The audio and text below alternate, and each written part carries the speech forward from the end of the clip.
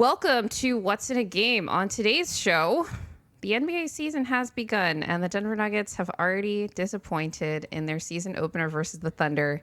People have been writing their eulogies all summer, and they're surely not going to stop now. But we are going to talk about the tales that will follow the team this season. And finally, we're going to jump into the fray on NBA season predictions and awards. Stay tuned.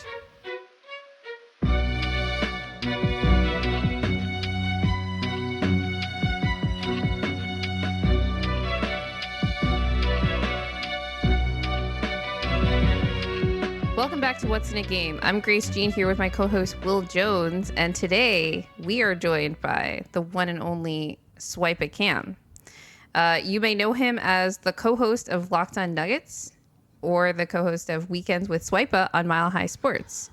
You may have seen him on People's Choice or on his YouTube channel SwipaCam. He's everywhere. But I know him simply as the king of one of my favorite pastimes, Jokić agenda pushing. How are you doing today, Swipa? I'm doing well. What a prepared bio entry read. That was very nice. Did I miss anything? No, love that. Yeah, it's been definitely been an interesting year for sure. So I'm very glad to be here. Big fans of the show. We appreciate that. So I've got a slot here for programming notes, but I mean, the main thing that we wanted to tell the audience is really now that the regular season is in full swing, ironically, our schedule is going to be just a little bit more sporadic. We'll be covering mostly the big marquee games and then doing less frequent shows in between those. So for now, obviously, we're going to cover the season opener versus the Thunder. And I believe the next big game that we're going to be covering is the Minnesota Timberwolves game. Will, does that sound right? I think so. But in between then, we'll definitely be monitoring the progress of the Nuggets, but definitely look out for our post-game shows. Yeah, and watch Swipe on Locked On for your daily fix. Yeah.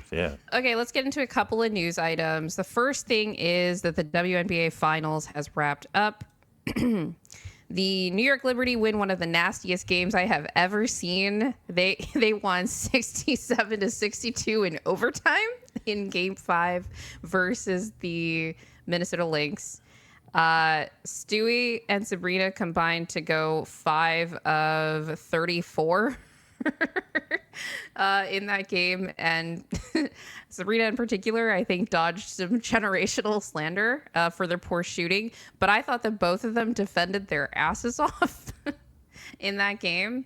Swipa, did you catch the conclusion, the finale to the WNBA Finals? Yeah, I think that was a very interesting game. I think that it was a lot of high-level defense between the two teams. Yeah, both teams for sure. Yeah, I think Fee, I think she lodged herself in some people's brain as the best player in the world. I obviously think of Asia, but she played spectacular. I think Sabrina has too much Kobe aura, I think, for her people to really slander her. They would just say she gave great heart.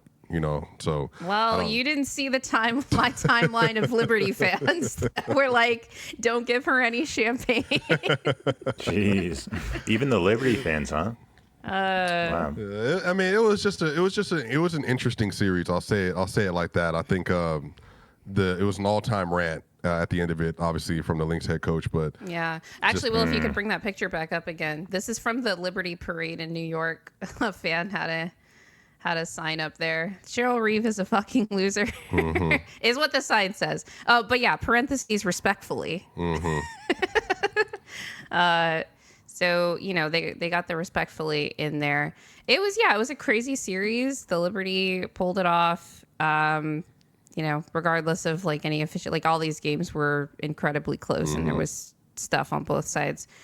But I thought it was really fun. It was really cool, I think, to see the entire time. I think the timing was perfect. It's right before the regular season starts. So my NBA kind of tab, that timeline was all locked in on these games as well. The ones who weren't baseball fans, of course, because there is a great baseball playoff going on right now. The playoffs are happening. And basically the two biggest franchises in the sport are playing in the World Series. So right. We have New York versus LA. Big market, yeah.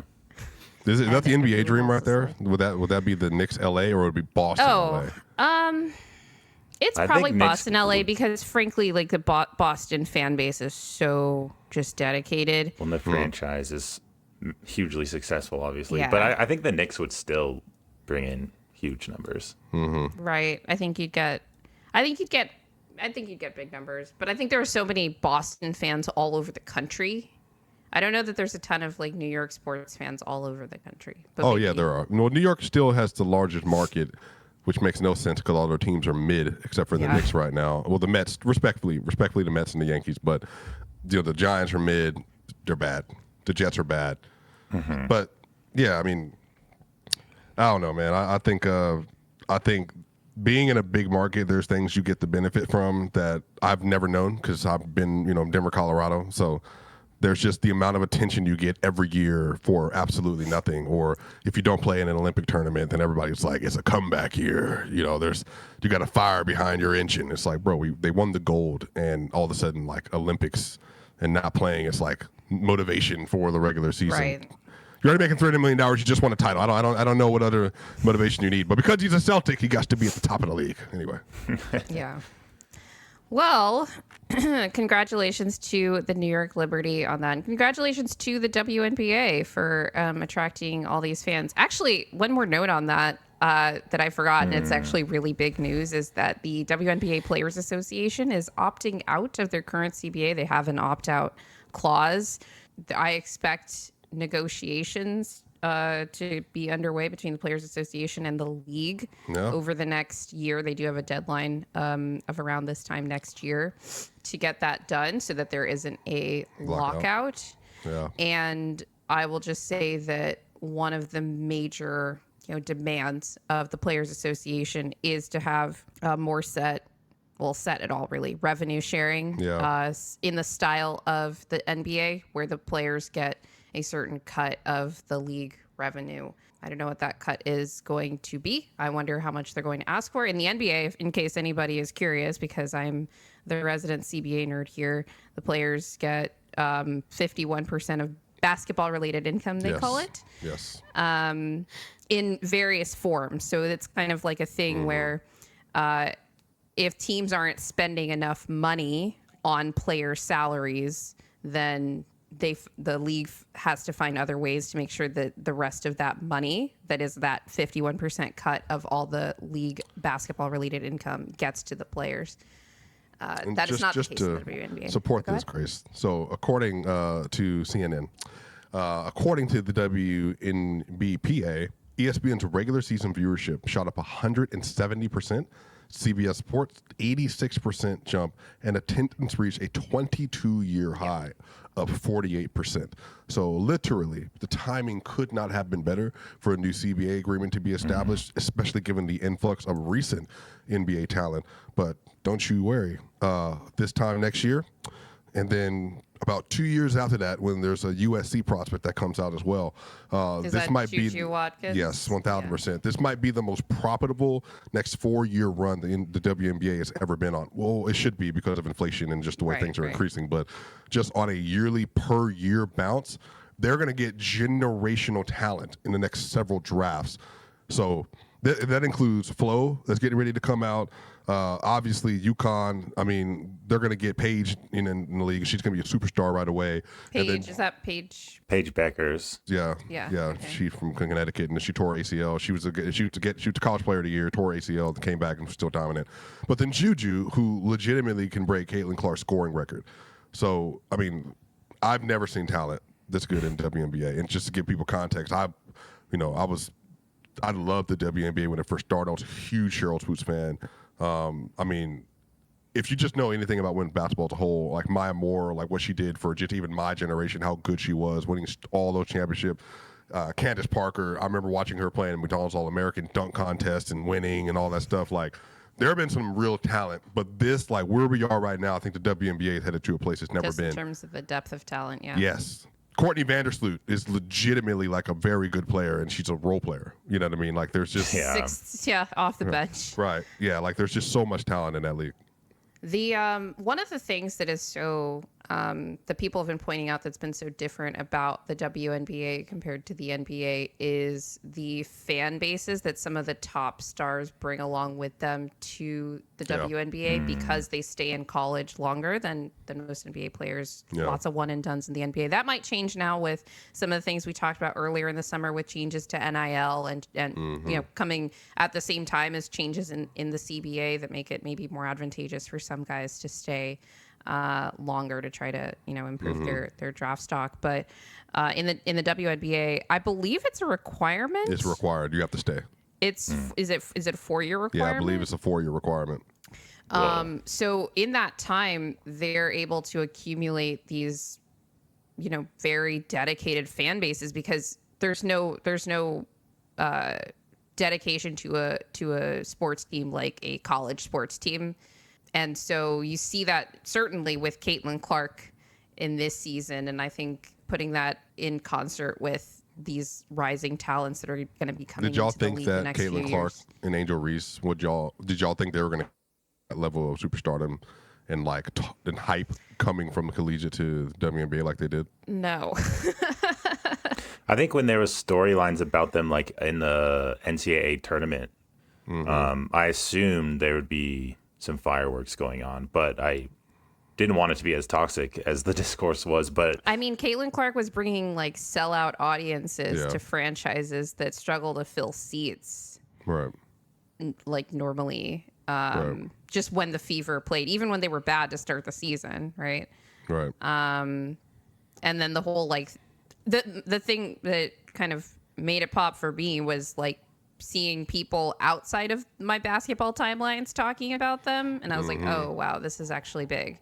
Yeah, it became a social phenomenon, for better or worse. Well, I think I think this all it did, and whenever things happen in society, what I think, especially in sports, all it does is illuminate the positives, negatives, and the toxicity and the places of growth within, I think, the public forum. And I think that like when you have two top tier athletes going to especially women's sports, which is, you know, if anybody understands, women's sports has always had this little bit of a misogynistic tone to it to some degree, just because of the way people view women's sports. Like, oh, well, they can't dunk, they can't do this and that, which is weird because, like, you know, if you just follow track and field, like, track and field is just way different, because I think when you watch, like, them win and them run, like FloJo and just the history of like women's sport, it's just like they're dominant athletes. You see it. I think basketball, because of the way the game is perceived and how femininity is talked about, how racism is talked about, we were so unprepared for this white woman from Iowa, you know, and then this black woman from LSU to like tee off national stage, and then to go into the WNBA for Chicago and Indiana. You know what I mean? Like just two massively different. And Indy it's obviously like a very like urban progressive city and stuff like that. There's a lot to it as well, but just the dichotomy that existed between the two. And so I think even some of the player pushback from black athletes and WNBA black athletes was like, Caitlin has to earn her keep, which, as you all probably are aware, when you're white and you walk into a predominantly black sport, there are certain things that you have to work through on one end. Like, you have to prove yourself to a degree, but also you get a little bit of a due that can be undeserved at times. So, like, you have to kind of prove yourself in that. That goes back to a long history of just athletics, and especially in the space of basketball. But then we're always talking about how, like, just to contrast that, if you are like a moderately positive impact white boy role player for the Lakers, right? You get a lot of praise. The white boy juice. You get all-star votes. Right, yeah. Austin Reeves, you know, Alex Caruso, now Dalton Connett's going to be an automatic 40 points per game player or something. Right. Yeah, there you go. And that's not to say that that's what Caitlin is, especially what she was able to evolve into by the end of the season. First team WNBA as a rook. I think she earned that. No, it was just, she was exceptional. Like, she was. Relative to what you could expect. Yeah, like for the last half of the season, she was basically putting up like 24 and 10, you know, like in 7, you know what I mean? Like, and carrying a load. Now, Leah Boston and them are really good. Mitchell's really good. They have a really nice roster on their team. Don't want to like downplay that at all, but Caitlin was as good as advertised. But like I'm telling y'all, when Paige walk into the league, everybody gonna be. I'm telling you, when you watch her as a freshman, Grace, coming to UConn was a dog. I'm telling you, I can't wait to watch her in the WNBA. You know, she used to date Jalen Suggs, Grace. Paige Buchers? Mm-hmm. Oh, but they broke up. So Yeah. Do I hate her now? I need to know the I'm sure it story was there. mutual. I'm sure it was, Suggs is an NBA player. She got her own thing. So, Love the WNBA talk. Very excited to continue, following that league into next season. I'm interested to see how the negotiations go with this new CBA, because it's gonna impact a lot. Because one of the things that we talked about in the past is, the difference in the gap in pay between the WNBA and its international counterparts versus the NBA and its international counterparts, and how they might be able to attract more international talent as well, depending on how this goes. Since we're talking about money, great segue. I'm gonna give myself a pat on the back there. Let's talk about all the big extensions that happened earlier this week, because it seems like everybody and their mother got extended, including AG. Mm-hmm. So the Nuggets were able to extend Aaron Gordon at 4 years, $133 million. The way that this worked out, and either of you can ask me any more specific questions about this after I lay it out, is that AG was able to opt in to his player option for next year, which is a big deal for the Nuggets and their cap flexibility for next season.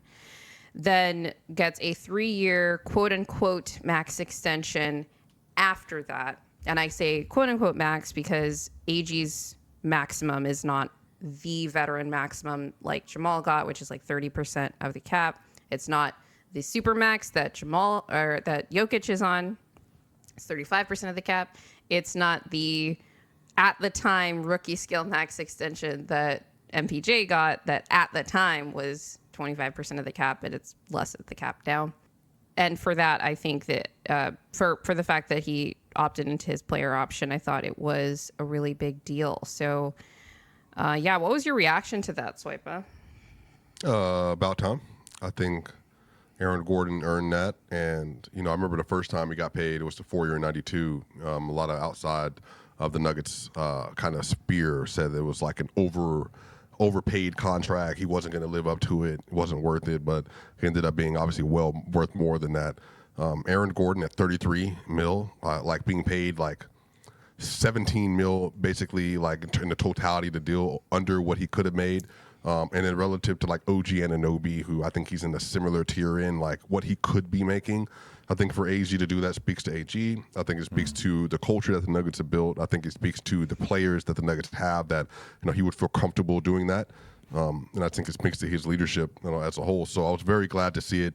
The Nuggets need Aaron Gordon. They really need all the members of their core four, especially.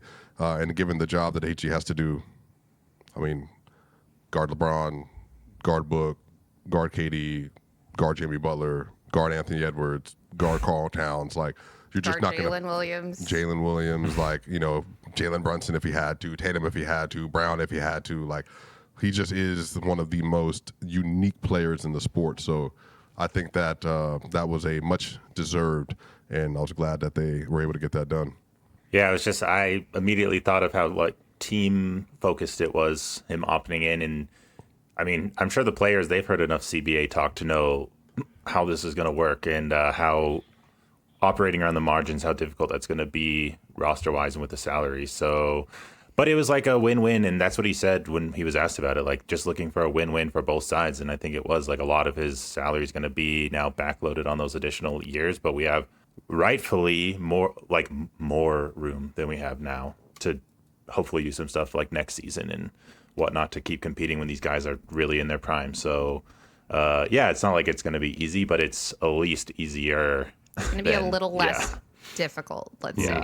Mm-hmm. I will say the 2026 to 2027 offseason preceding that is a little bit of a ticking time bomb now, because basically what they did with this deal was kick the can down the road on the decision on whether to enter the second apron or not. on this core, but they're going to be able to stay under it, which is a really big deal because of the way that the penalties compound for more years over the second apron. But for this season and next, the core is locked in.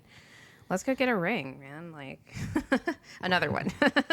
I think it's fascinating to me that the NBA has built in an infrastructure that basically doesn't reward proper team building, but also this was ultimately about the owners not having to shell out as much money as they were projected to, and so it puts a cap on the other leagues or the other owners to say, oh, well, you can't spend this, so I won't spend this.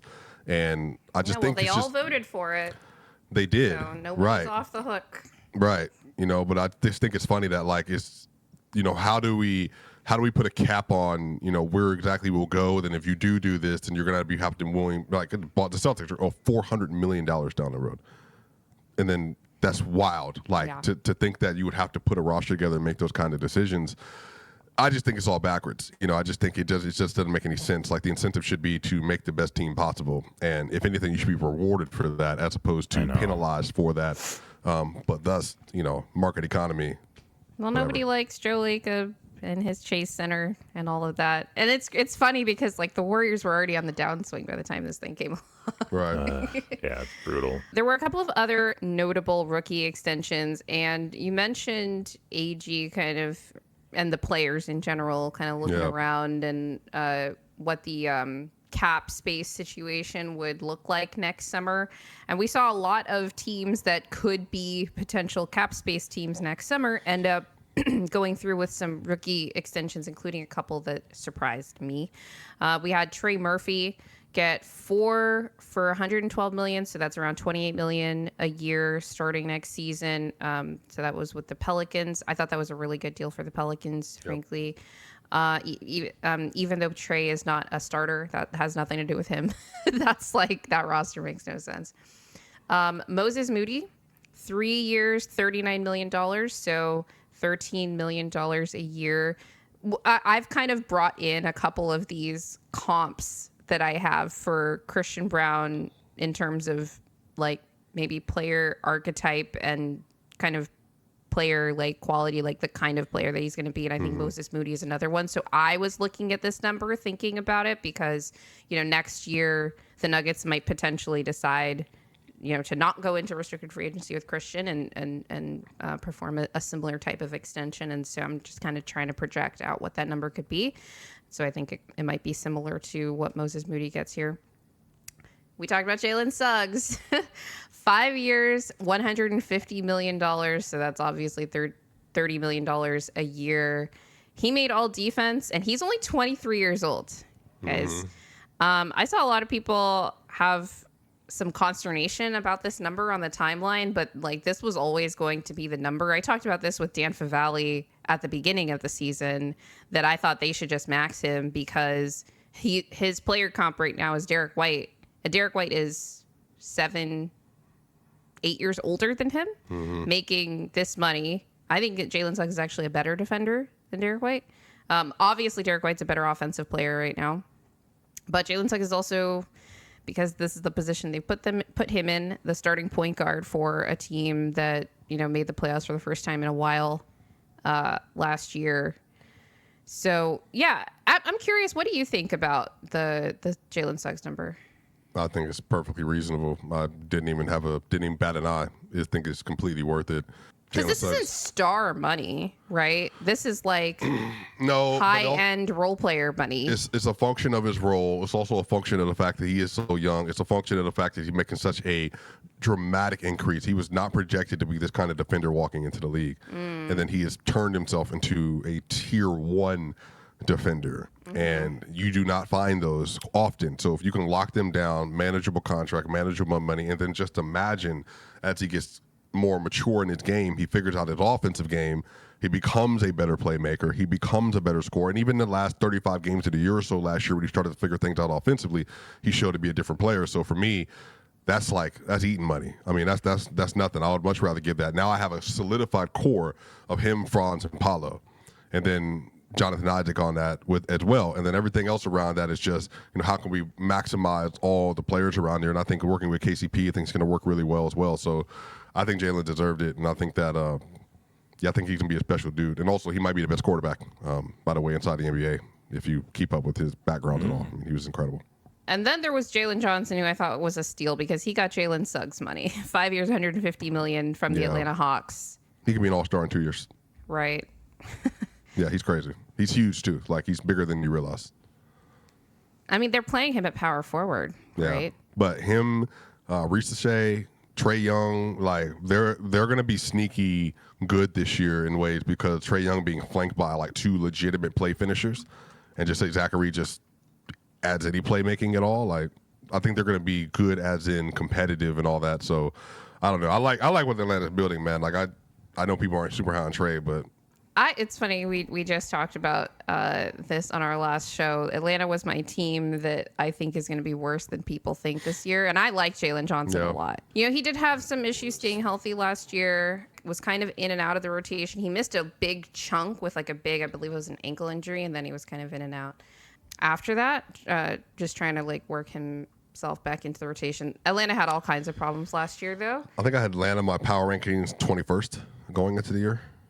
So right in front of the Raptors, behind the Warriors. Okay. Yeah, that sounds about right. Mm-hmm. Okay, but the 2 extensions that really surprised me were the Jalen Green and Alperen Sengun extensions. It was more surprising because of the order in which they came. Not that it really matters now. Both have happened. Jalen Green was extended for, it was 3 years, $30 million a year. 30, yeah. And with a player option on the 3rd year, which is interesting. And then Sengun, I believe, was 5 years. I actually didn't write this number down. It was 5 years, 118 million. Yeah, I was like, did I recall that right? I thought that was a total steal. So Sengun ends up with a player option on the end of that deal. The reason that it was surprising is that everybody had basically been speculating that the Houston Rockets 185. By the way, Sengun was 185. That 185. Okay, thank you. That makes more sense because I believe it was like $37 million a year. Mm-hmm. I think the reason that the Sengun deal didn't happen sooner in the year, like some of the other like big money rookie scale extensions that happened for the star level players, the Evan Mobleys, the Franz Wagners, Cade Cunninghams, who were like their franchise players, is because they weren't going to give Sengun that money this summer. But I thought that he was going to get that money eventually, right? I thought the plan. I thought the plan was to wait until next year and give him his full max. Yeah, that's tough, man. Because I like Sengun, but Cade got 224. He's obviously the primary everything in Detroit. They're terrible. He has no help whatsoever. Scotty's an all-star. I mean, Franz I think can be an all-star. And then the 4th one, there's another one that got 224. Evan Mobley. Evan is Evan Mobley. So I think Sengun can be an all-star in the next couple of years. Do you think does he get higher than where Domantas Sabonis is right now? I already think that Sengun is better than Sabonis. Oh, man. Wow. And I'll tell you why. Sabonis gets no respect in the streets. No, that's not true. I definitely have a lot of respect for Domantas Sabonis. I think that Sengun is a better playoff player than Sabonis for a couple of different reasons. We haven't seen Sengun in the playoffs. We haven't, but we have seen Sabonis in the playoffs. He played versus Draymond and Looney. I know. He played versus Draymond and Looney and got bodied by 2 undersized centers. I think Sengun can be better for sure. I think Sabonis, that run that they had, everybody kind of still holds that against him a little bit, but just in a regular season context, I mean, he's like he's 19, 12, and 8 on good efficiency and all that. He's a better anyway, I think that Sengun can get there. I wouldn't have been surprised if he got 224, but I knew Jalen Green wasn't getting that. I can tell you that much. Oh, yeah, for sure. I was surprised that one happened at all. Yeah. Do you think he? They have Amen and Reed and Cam Whitmore. That's a lot. I don't know. Like Jalen Green just doesn't feel like he's in the future in some ways for the Rockets, but he could. Obviously he's a good player and all that stuff. But I'm big on Reed Shepherd and I'm big on Amen Thompson. I think they could be like the future. Oh, they have so much freaking young talent on that team. All right, let's talk about Will's favorite team, the Golden State Warriors, because they decided not to extend Jonathan Kuminga. The rumor has it that Kuminga wants his full max.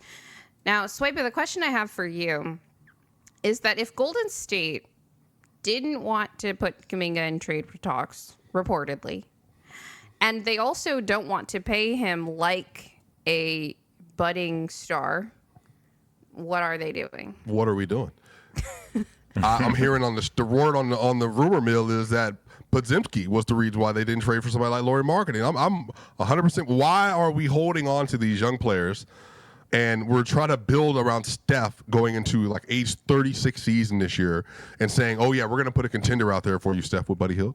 Or, like, I wonder if the Clippers wanted Podziemski in the Paul George talks. Yeah, which I would have also been fine with if, again, the goal is to build around Steph.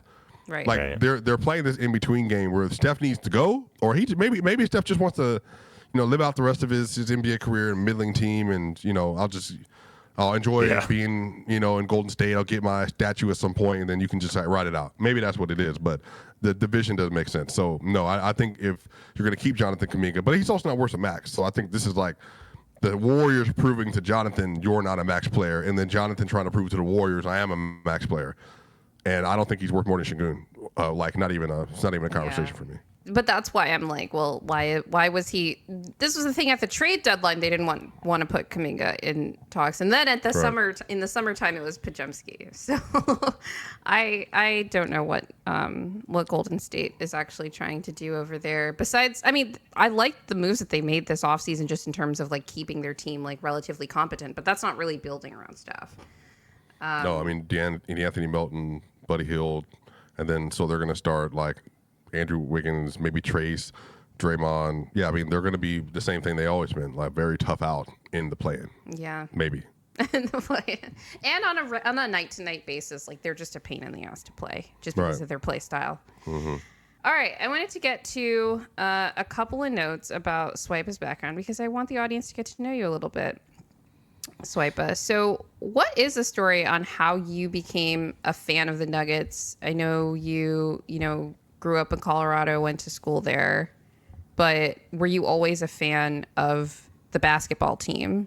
And if not, like what sort of era of the Nuggets spurred your fandom? This is a very good and sad question. I became a fan in the 1990s, so this is like Robert Pack, Antonio McDyess, Nick Van Exel. This is when they traded Antonio McDyess for nothing. They got Nicholas Tsideskivli, I believe, in 2002, whatever year that was. Number 5 overall. Like I was the Greg LaFriends era. Like Grace, I don't know if you probably don't remember this. Probably don't. The DARE program used to come to our school, and they would have the police would come. Yeah. And then they would give us tickets to games. I would get Nuggets tickets for free as a child in the upper section, right? Okay. And so I would watch this really bad team, and like I just knew, hey, I'm a Broncos fan. My dad's a Broncos fan. Like I'm watching John Elway and Terrell Davis and Shannon Sharp and Rod Smith and Ed McCaffrey and Steve Atwater and Gordon and all these players and Trevor Price and Terrell Davis is winning MVPs. And then we even had Todd Helton in them over with the Rockies. I'm like, all right, well obviously my loyalty needs to be with the Nuggets. And they suck. They were terrible. They're not allowed to be good at the same time. No, they weren't. There's only been they were horrible. And then 2002 comes around. I'm watching two people in particular. I see LeBron on my fat small TV in my parents' room, between the legs dunks at 17 years old, and then I see Carmelo Anthony going from Oak Hill to Syracuse and just dogging collegiate basketball. I'm like, oh, that dude's cold. I would love to have one of those two players on my team. And then, the Nuggets get the 3rd overall pick, and I'm sitting here like, I know they're going to have to get Darko. I didn't even know who Wade was for real at this time, right? So the draft comes around, Grayson, and I'm over here like, all right, well, Darko, is he going to be good? Boom, boom, boom. And then I see the Detroit Pistons did what? Got Darko. Carmelo Anthony coming to Denton. Bro, I went crazy. I'm like, yes. And then we get headband Melo, dunking over Yao Ming, rookie Melo, 21 points a game, headsy tween, bucket. I'm locked in. And I love watching the Nuggets. And again, people don't remember probably Jeff Bezelic. He coached the Nuggets for a few years, and then eventually he went to Air Force to coach, and then George Karl, who I've had the pleasure of doing a show with. I had no dreams of doing that. Like, I was like floored. I'm locked in. George Karl came from the Supersonics, went to a title, all that stuff. Next thing you know, they're going to the playoffs. All right, it's cool. You know, Melo's young. And then you get to 2007. The Denver Nuggets have traded for Allen Iverson in his prime. Like, I'm freaking out. Like, I'm AI. I had a cover of him on my piggy bank, Grace. I got a piggy bank with AI on it. And I'm like, all right, cool. They definitely went in the ring. First round out. Oh, no. And then we get to Melo, and you get Chauncey Billups, and you get, the whole squad, Kenyon Martin, and Hilario, and all of them. Like, I was locked in. Like, Eduardo Nahara, like, we had the first, like, I think Hispanic American in the NBA on our roster. Like, we had everything. Linus Kleza getting you 40 points in the regular season setting. I mean, people don't realize I was in the trenches with my city. Like, coming out of Park Hill, 32nd in MLK, 33rd in Holly, Hiawatha Davis. Like, Denver is my city through and through in my blood. So this all started for me very early. I played football, played basketball. Like, I represented Denver when I went to national tournaments and all that stuff. Like, Denver was always like at the core of how I became who I was. So, it was just innate in me to be this way. And you can imagine I've always been this way with my city. So it's always been a part of who I am. So it was just so easy, obviously as I got older, to just kind of, become this, in some way. I've always felt this way about my city. Yeah, I started following Swipa during the title run. I'm not sure how much of the audience knows this if you haven't been following the show from the beginning, but I'm a very recent transplant to the Nuggets fandom. But I just loved how good you were at hyping up the team and the players, especially after wins. Mm-hmm. You had Jokic's resume just like memorized, and you were going off and just talking about like how much better he is than everybody and how underrated Jamal Murray was. And you were really just doing the Lord's work on the timeline in these post games, doing battle with the Nick Wrights and the Dave McMenamins of the world, really. For people interested, I mentioned how you go on Player's Choice, or you're a part of Player's Choice, which is, as I understand it, kind of a platform for debates. And I was watching a lot of these during the title run, and there were a lot of debates on like all-time rankings and all like best point guards, who are the best passers, why, like what goes into it, is it just assists, is it creativity, like all these criteria that go into it. How did you get into this like world of debate, and how do you keep the endeavor fresh for you? Like, is it the satisfaction of like successfully pushing an agenda that drives you, or do you care more about being right? Like, is there a part of you that kind of has to, like, sometimes lie to yourself a little bit, right, in order to successfully, complete that mission? Yeah, I think in real life, I have been debating and doing public speaking for over 10 years. So research and information gathering have always been at the top of what I do, and I think that when I created Swipa, whenever it came to exist, I think a lot of it was just taking natural skills that already existed and just kind of, influxing that with basketball and, kind of just energy and entertainment. And so I think that's kind of where it all got started. And I think, now I love talking to people and debating. I love thinking about ideas and critical ideas and philosophizing and theorizing, like finding out how things are connected. So basketball is a very easy sport to kind of fall in love with, because there's so much that there's a healthy debate ecosystem around basketball, for sure. And that can be from just eye test stuff to like analytics and numbers, and there's backup data behind like shot quality, or like there's so much that goes into it. And I think there's so many layers that it just makes it so fun.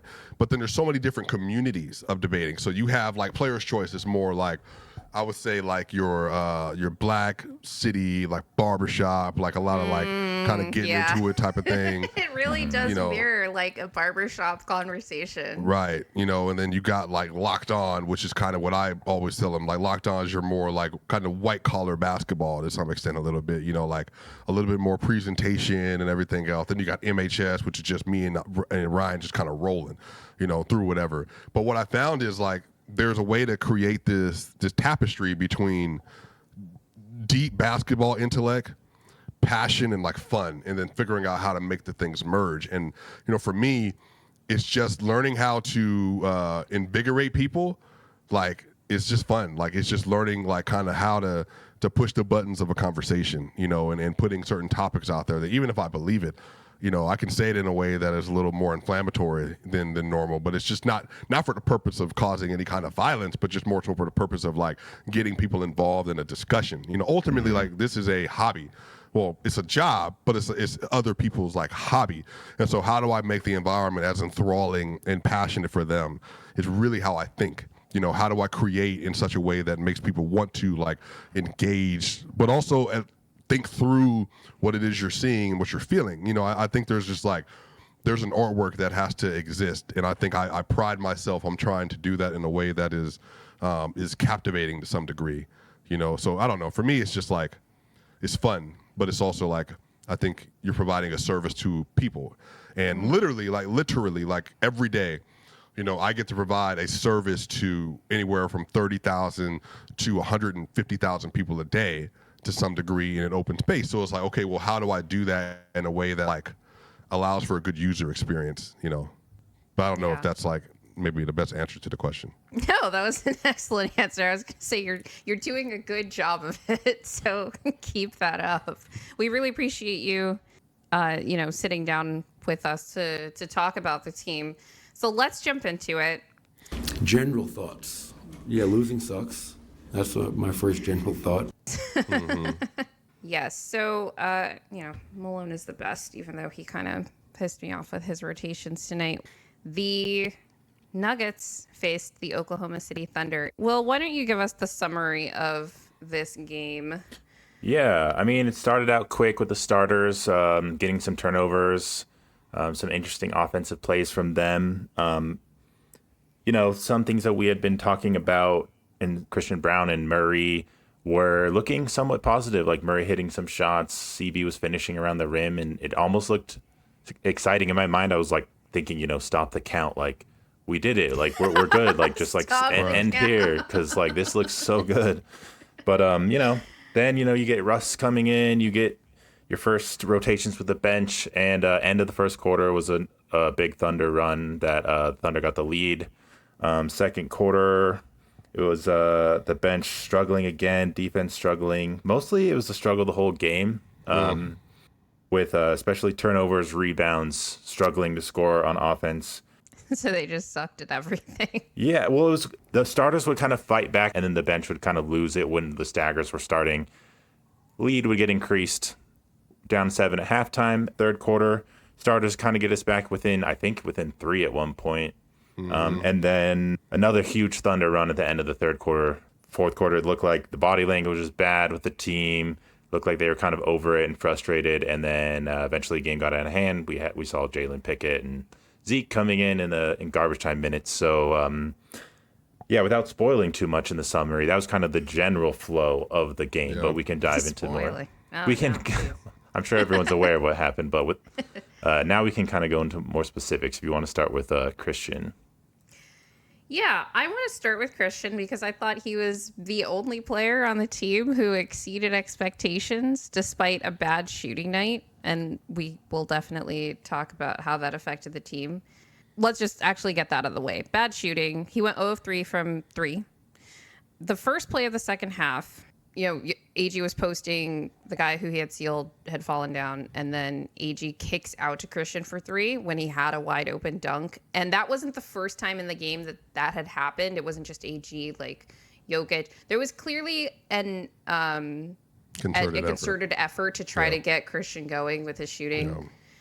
And that was like kind of annoying because I was like, that's not necessarily the right play right there. There were other times where they did like run a play because they knew like, okay, Christian is going to be spaced in the weak side corner and, Jokić kicks out to him from the post and then he's bricking like wide open corner threes. I mean, this three was also wide open and he didn't make them. He only took 3 also.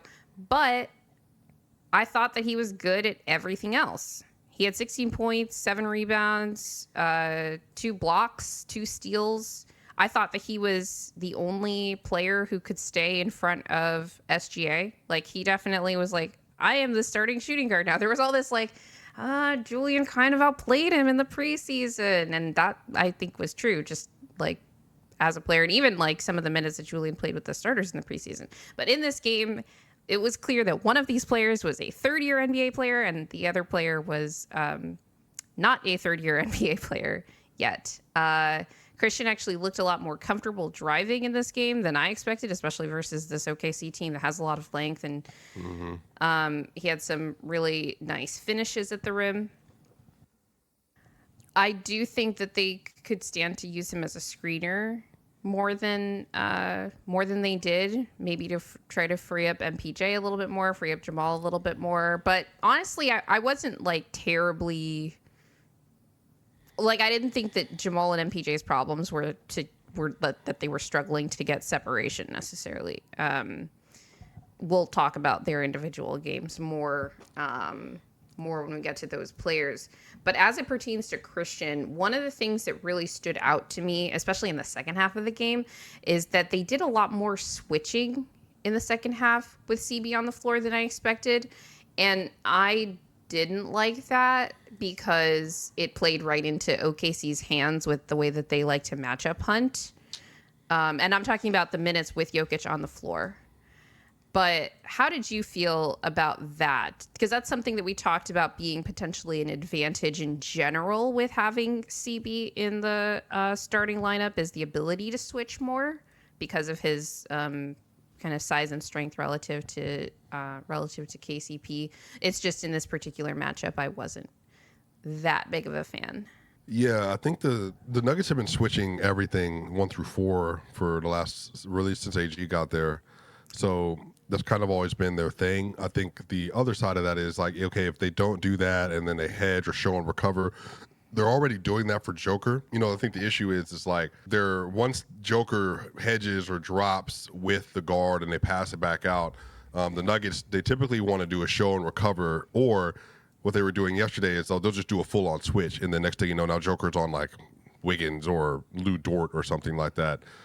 The issue with CB in the lineup is it's just the way the court mapping is going to work. It's just AG and CB do not present a threat. So even if the defense is taking a half a step into the paint or a foot into the paint, which is what Minnesota did, plus length, it just causes so much more tension because the two-man game virtually didn't exist yesterday. Yeah. But also, too, like, it just makes Joker's life that much harder because now he already has to worry about over-the-top pressure from Chet. So then now it's like, okay, navigating hands in the lane. And whereas when KCP is on the court or a shooter's on the court, you at least get another breath to be able to try to make a lot of these moves and a lot of these adjustments. And also, too, y'all, one of the things the Nuggets do better than anybody is that three-man game. It's the pick and roll, Joker Murray, drop off, pin down, like the little short roll pass, bounce pass, and then Joker gets to the rim. It's either a floater or it's a lob. But then the other side of that is that the reason why that lob is there more times than not is either because the help is late weak side or the help doesn't come at all. But with CB, the help is there already there. Because it's just like, oh well, like, if he takes that corner three, then I'll live with that as opposed to like a 65% shot or 100% Aaron Gordon finish as a dunker. So it just changes the offense, and I think it restricts them in some ways that it's just hard to anticipate. But I felt it watching yesterday. Was it hard to anticipate, though? Like, we knew that this would be an issue, but they still tried to run their bread and butter stuff. Yeah. As if they didn't anticipate that it would be an issue. Well, they did do it. Remember, the first part of the game, they were up 10-19. Well, but that was on AG and Jokić finishing in the paint. That wasn't running pick and roll. So, but then what happened was when Russ and Strawther came in, everything, because they just had, that's a new collection of talent. Everything was so different. And then Russ, not to blame, it's not a blame, it's just kind of sequence of events. Russ comes in the game, he airballs a three-pointer and then hits the ball out of bounds on a rebound. So they get like airball, OKC goes score. Russ then on a rebound, instead of grabbing it, it's just him, knocks it out of bounds. OKC scores, and then Russ comes down the other end, and then he runs a pick and roll with Joker, and he breaks the fundamental rule of a point guard. You always throw low center. That way it's a turnover. It's low through the court and not over high, which is a turnover going towards the other basket. And so Russ does, hing, and then OKC's like, catches the ball, and then they go score in transition, and then next thing you know, the momentum is just drastically different, so there are just ways they need to figure out how to play together. I'm not like down or anything like that. The only player that I've been down on and will stay down on is Dario Saric. I just don't think he fits this roster at all. We are going to get to that when we get to the bench, but I want to finish the discussion on the starters. The next player I wanted to talk about was Jokić. I wanted you to rate Jokic's game on a scale of 1 to 10. He's the best player. He's a top 10 player ever, probably. So a C. Let's see, 16, 13, 13, 16, 13 from the field. You're cool for most of the 16 game. points, 12 rebounds, 13 assists, and 2 steals to round that out. Let's see. But 6 of 13 from the field. Yeah, you were bad Jokić, but better than, whatever. So, yeah, he was a C. Was Jokić the best player on the floor in that game? Yeah, see, the thing is about that stuff is yes, just because it's Joker, it's just everything. Even the everything that OKC did was to counteract Joker or to tire out Joker. So they're just building everything around it. But Chet, I think from an impact standpoint, was probably just the most impactful because he not only it wasn't Chet, it was primary assignment Joker, but Chet rotating MPJ rim, Chet staying out in space, Chet finishing his 2-pointers, not his 3-pointers, Chet being able to rebound, Chet playing physical from the start. Because what happens is, and I said this multiple times, that when a smaller player or skinnier player starts physical, you can end physical because typically the whistle is not going to I'm not going to call everything. So you get a chance to engage in more physical play. That changed some of the discourse over the course of the game. I think Chet just from an all-around standpoint was just able to really put an imprint on the game that I think changed a part of the way the Nuggets were able to play from the second, third, and fourth quarter. But I also think what you said with CB with the court mapping, that's going to affect Jokić a lot because how many times did Jokić just hit CB in the corner because it's there? And obviously Jokić is going to do that because he's so cerebral. But yeah, then how does the offense flow from there? And it was a mixed bag. Well, if you could play that tough bucket on the drive that Jokić had, I think it was on a broken play. No, it's the right wing. Yeah, CB didn't shoot the 3, and then Jokić caught it and then finished over Chet or something. Yeah. I mean, it wasn't the best pass, and it's he obviously could have shot it. The problem is here, even though Jokić makes this bucket, Chet completely ignores Christian in the corner to try to go help on that drive, and Jokić finishes through 3 OKC defenders. This was what it looked like in the paint for Jokić and AG the entire night. It didn't matter who was on the floor. Even again in the starting unit, who actually did win their minutes last night, the starting 5, basically the only lineup that won their minutes last night. This is what it looked like in the paint for those two. So that kind of explains why the Nuggets they finished less than 50% from 2 in this game. And that's why I completely agree with you, Swipa, that Chet was the most impactful player on the floor last night. When you combine both ends. And I even think that, we'll talk about it at some point, but I know Malone with this point guard thing, he did this with Reggie Jackson too, but I just think I think Julian Strawther just makes more sense as the first sub just to fit in with the rest of the offense because it gives a different kind of, go ahead. Yeah, go ahead. So we're going to talk about that sub because it's something that I've been wanting to see. Yeah. We didn't talk about, I even thought Jokic's defense was not good. Oh, he was getting cooked. We did not. I thought he was passable in certain lineups, but he was just not. He wasn't impactful on that end. Malone's comments about the defense, and it's we made some defensive hustle plays where it's Russ is coming back and getting a block, CB got blocks, whatever. Julian got some interceptions, but It was just like the weird coverages that we were doing. That was why I was mad at the defense. It wasn't like the effort. It was just like, why is Jokić hedging on Mitchell and allowing Chet to just slip in and get an easy shot? Like, what was that? Like, why are you hedging there and just letting Chet go by and losing people in the corner? And why, like, Jokić lost people, Russ lost people, Sarge lost people. It was often Ousmane Dieng. I'm like, what is happening right now? Mm-hmm. Let's talk about AG and the rest of the starters first. So there were some people that were down on AG's game last night because he wasn't super efficient. But a lot of times it was just like offensive rebound miss, offensive rebound miss, offensive rebound puts it back, and like cleaning up stuff from other players too. I thought he did a good job, especially at the beginning, at like bullying, sealing early and in transition and just like finishing over the Thunder players. And the other thing was like, I have J-Dub on my fantasy basketball team.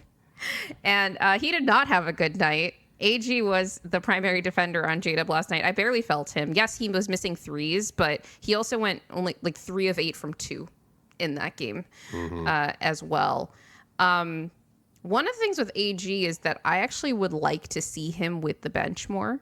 Like, one of the lineups that I do want to see is like Jamal, Christian, Peyton, or like whoever at small forward, and then AG with Dario.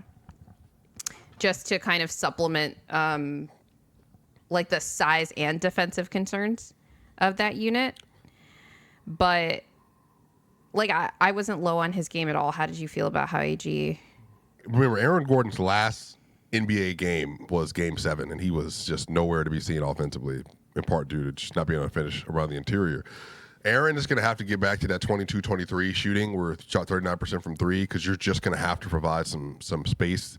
Like, it doesn't I don't think it matters how AG is shooting, because if you look at all those Jokić highlights from those MVP years and the title run, AG is wide open on those shots that he's making. Yeah, but I think that's the thing. It's just about converting. It's like you don't even need to change the outcome of the way the defense is playing, but it's like, at least punish it. Yeah, if you're getting 3 possessions out there, then make 1 of them count or 2 of them count to be able to at least change the dynamic of how the point spread is going to work. And so I think, I think Aaron Gordon, he needs to play better. He will play better. It's just playing versus Chet. It's just a problem for Murray and for Gordon in particular because, Murray just can't just get wherever he wants because he's dealing with all those defenders, and then AG is staring at Rudy or Chet, so that just changes the function of how he's able to play.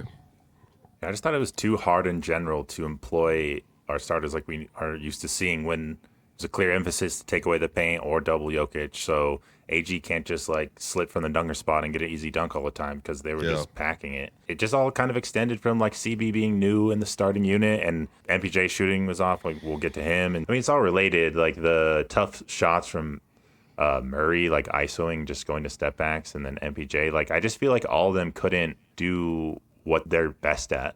I mean, we can move on to MPJ. Was there anything specific from his game that you want to point out? Because, like you said, he and Jamal are not just from us. MPJ said it. Jokić has said it. They're their only supposed to be reliable shooters. And they're the only players in this game who were operating from outside. We talked about the struggles that the Nuggets had inside. They also struggled from 3. They shot like 17-point-something% from 3 in this game. Yeah, 5 of 16. MPJ was 3 of 10 from 3. He took 10 threes, which I think was a lot for him, given the pace of the Nuggets game generally, but also of this game. Like, if you told us we got a 98 possession game with the Thunder, I'm like, we were in this thing. That was not the case.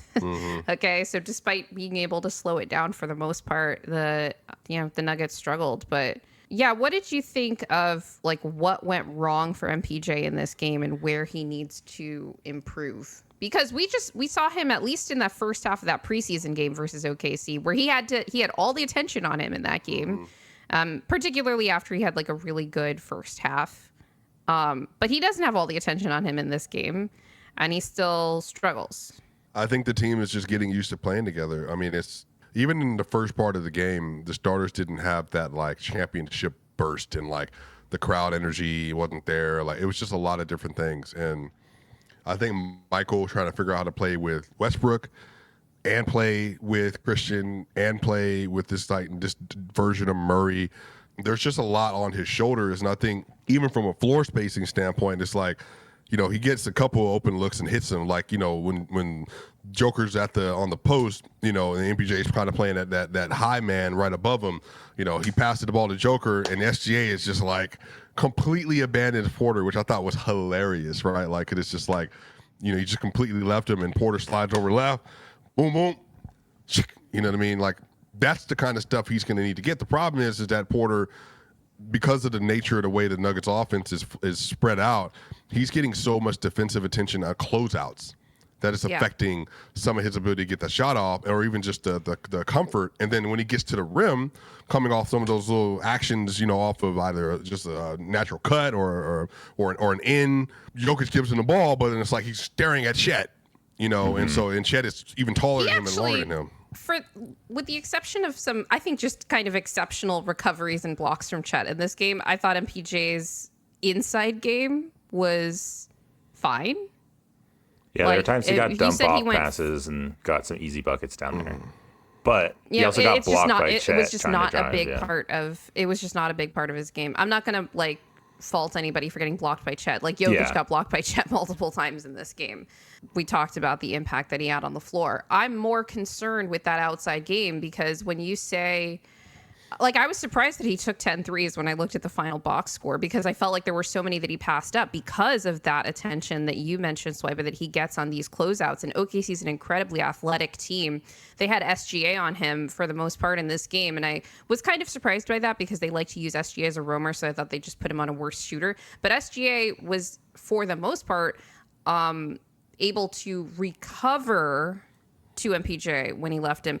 The thing that I thought MPJ did a good job of was actually shaking SGA off ball when he was the main target in an action, in order to come off a pin down and get the handoff and get either an open look or a semi contested from the rear look, and he was very impacted by that. SGA is 6'6" with a god knows what wingspan. The OKC is team all long boys over there. So it's not shocking to me, but MPJ is 6'10" with the second highest shot release, 6'11" wingspan, by the way, in the NBA. He needs to be able to get those shots off when he gets that space, because he's not going to get it often, even though he was able to get 6 or 10 attempts up today from 3, because he said it in his last preseason media availability that he said he and Julian are going to have to be the volume shooters on this team. Mm-hmm. So yeah, we just need him to play better. Yeah, that first attempt that I was looking at, I mean, his role had so much clarity in preseason, how he was operating, and he was looking good. He was going to try and add more responsibility to his own game. This one, he just looked unsure of how to generate more threes. It's he knows he needs to up the volume, but I mean, I think he needs to convert on the ones that he got. That's true too, but even this first one, he just fires it up. It wasn't off an action or anything, which is fine, but it was a pretty bad miss. When we did run him off actions later in the game, he obviously scored, and like Swipa mentioned, when you're doubling off Mike to double Jokić, that's going to be an automatic 3 for Porter. Mm-hmm. So it's but that's going to be a huge mistake by the defense if they're doing that in that situation. So Mike's going to have to find a way to convert on shots just out of action, so that's more intentional. I will say one of the big differences between preseason and now is that we actually did see, especially in the last couple of games of preseason, more of MPJ at the 4, either playing with when they played OKC in the preseason, it was I guess he was playing small forward because they started with AG and Zeke, but Zeke was off spacing, he wasn't really involved in the action, so MPJ was able to drive more. And then when he was playing with the bench with Dario and Russ and them at the 4, he was able to drive more. It was running the same actions, but because of the geometry of the court, he was spacing or he was able to drive. That was not so much in the case in this game because they basically handcuffed his minutes to Jokić and AG. So his role was really come off that pin down, you have to rise and fire because there's no driving lane there. And I'm curious why we didn't see MPJ at the 4 in this game. Even with Malone's kind of wanting to go small versus OKC, which I think is a really, I think it's a damning mistake by any coach that does it. I'm very critical of any coach who tries to go small versus OKC, frankly. So I have to, be fair and do the same with Malone. Even by that philosophy, you could have staggered MPJ with the bench, even if you want Jamal there too. But Malone decided to, like I said, handcuff MPJ's minutes to AG and Jokić together. Like basically the three of them were always together when MPJ and AG were on the floor. So he didn't, have the ball as much and, any of this. Not that he would have on the floor with Russ and Jamal either, but I'll let you kind of go off on some of these rotations here.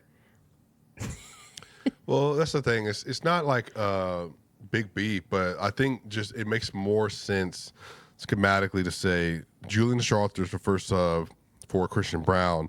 Like, let's just get the optimal offensive lineup in the game, or one of them, maybe one of the two, and just say we're going to space out the court as much as possible, give us a more traditional look, but we'll see how the defense look. As opposed to Russ and AG, it just changes so much with the overall team. And then I think you can put Russ in for Jamal that next stint. I just think that there are some things they can do. I think that I just think with this team, the second unit, they've always been, for the last couple of years at least, a switch team on the second unit. So why are we doing this with Dario? Like, it just doesn't make any sense. Because the second unit hasn't been a good unit though. So. Well, but the second unit's identity was defense. That's what made it passable at times. Like, you have to be able to switch. Which times? So the Bruce Brown, Jamal Murray, Jeff Green, KCP, Zeke Naji minutes for a little bit during 2022-23. Those were defensive primary units. You obviously wanted Jamal Murray to carry the scoring and Bruce to carry the scoring. Right now, their bench unit in their brain is Russell Westbrook, Jamal Murray, Peyton Watson with either one of AG, MPJ, and then you were going to have Dario Saric. Well, right now it's Julian instead of AG. Julian, right. So that everybody's playing up a position. Yeah, that doesn't make any sense to me. Like Peyton is not a 4. I have said this since he got in the league. He is not a 4. He was a 2-3 his whole life. He's at least, at the very worst, a 3 now. And then playing that 4, he's not a great rebounder. Dario's not a great rebounder. Julian's not a great rebounder. Russ is a good rebounder for a guard. And Jamal's a good rebounder. But, that just doesn't make any sense. So then you can't end possessions. You're having issues staying in front of people. And you're not funneling to a big that can actually do any rim deterrence at all. So we're just out here.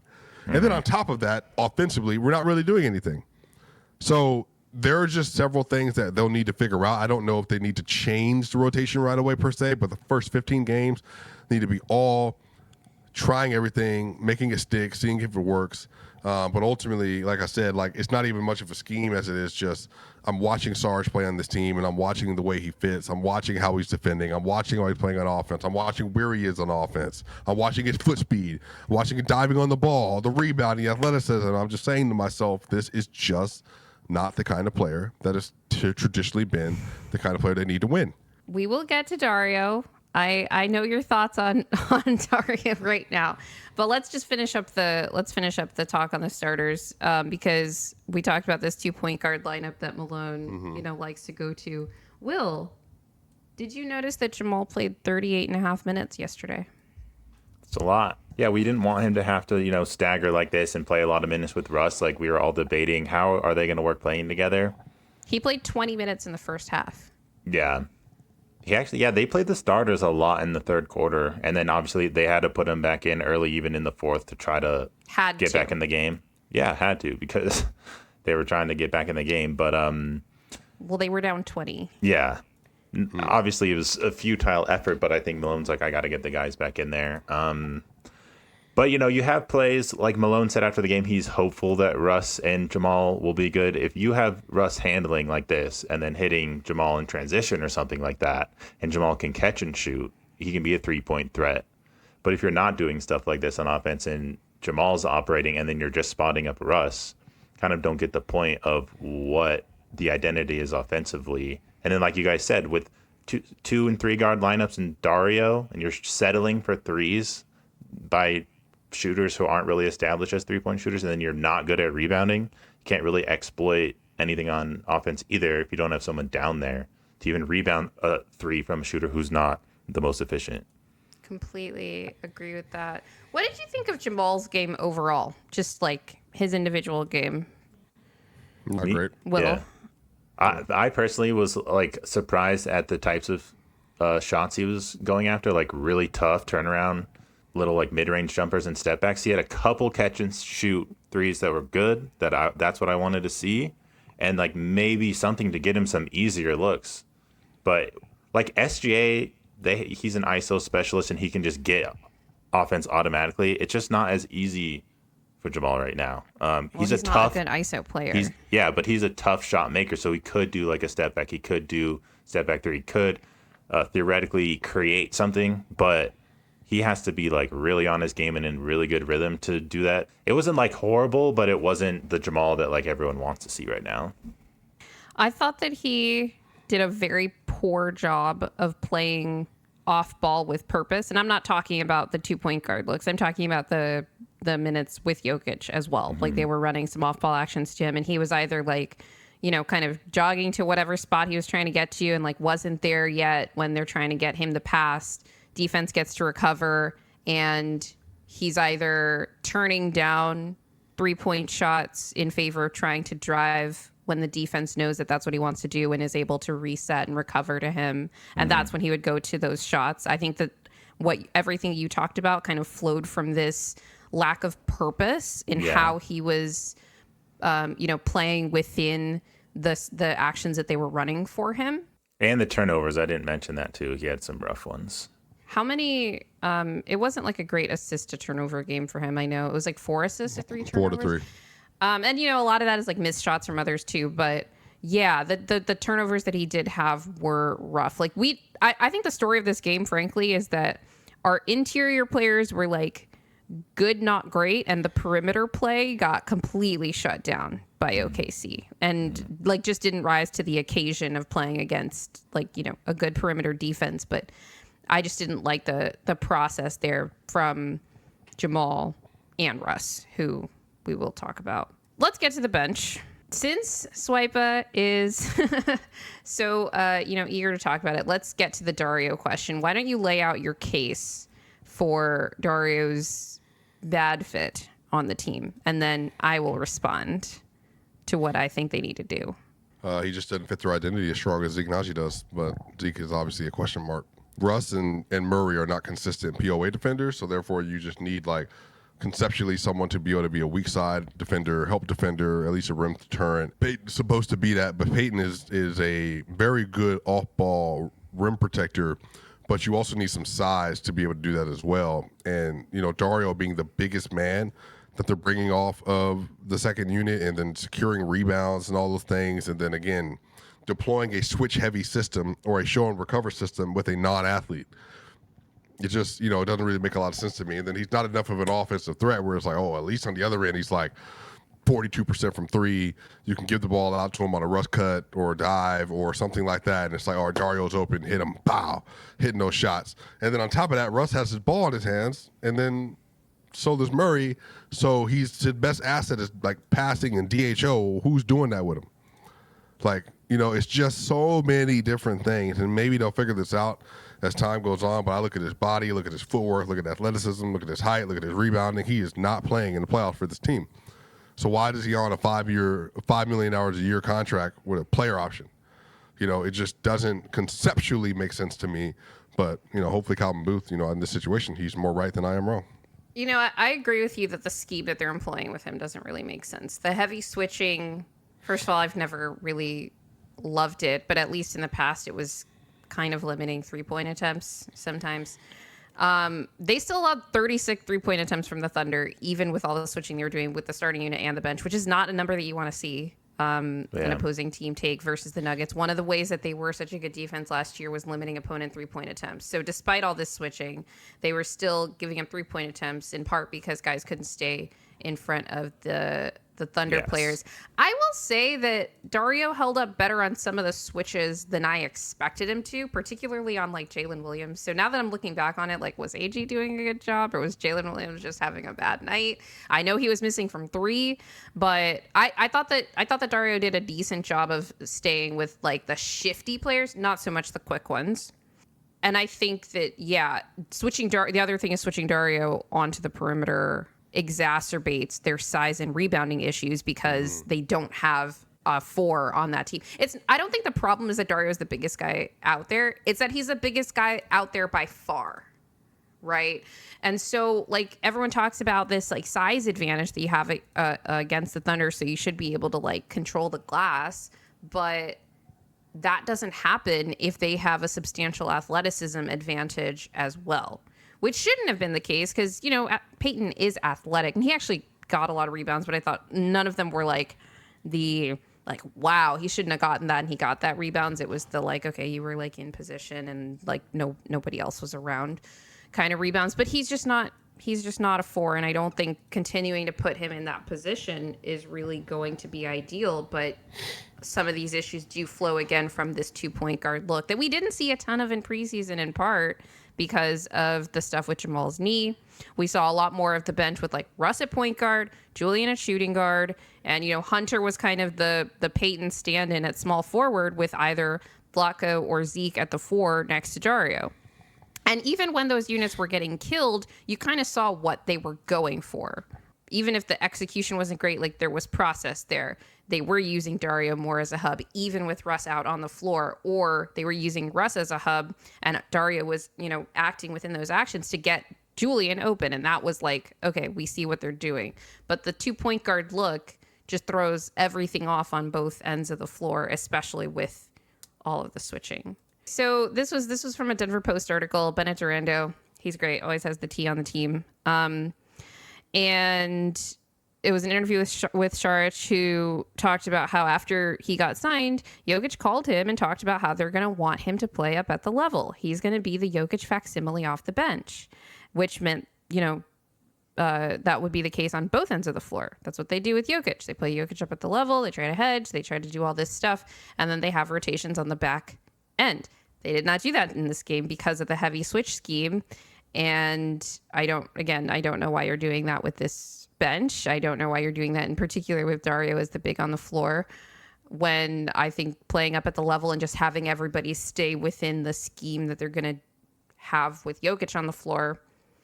But maybe that is what happened, because we already talked about how they did employ a lot of switching with Jokić on the floor in this particular game. And I wonder if this was just one of those, like, let's just try something different, and it completely kind of blows up in their face kind of games versus OKC in the season opener.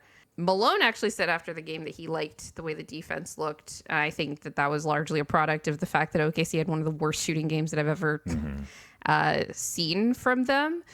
There was some good stuff defensively, particularly in the first half, particularly with the starters. I think the fact that Christian did a decent job on SGA when he was on him, like when he wasn't like giving up that switch, which again was apparently their plan.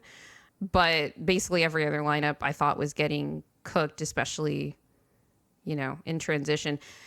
When it comes to the offense, like, again, this small Thunder team, they're forcing all these turnovers, but they're also forcing all of these misses. Like, do you think that Denver's offense looking bad had more to do with their own process and like all the things that we've talked about, the 2-point guard looks and all of this stuff, or had more to do with what the Thunder were doing in terms of throwing everything out of rhythm the way that they do to every team? I think it's a mix of both. I think it's in part because the Thunder just have a very elite defensive personnel, but also Nuggets don't know what they're doing. Yeah. I think the offense is just functionally different, and not having KCP there and finishing and figuring out, like, okay, where's everybody need to play? Where's everybody need the ball? Like, it's all going to be new for a little bit.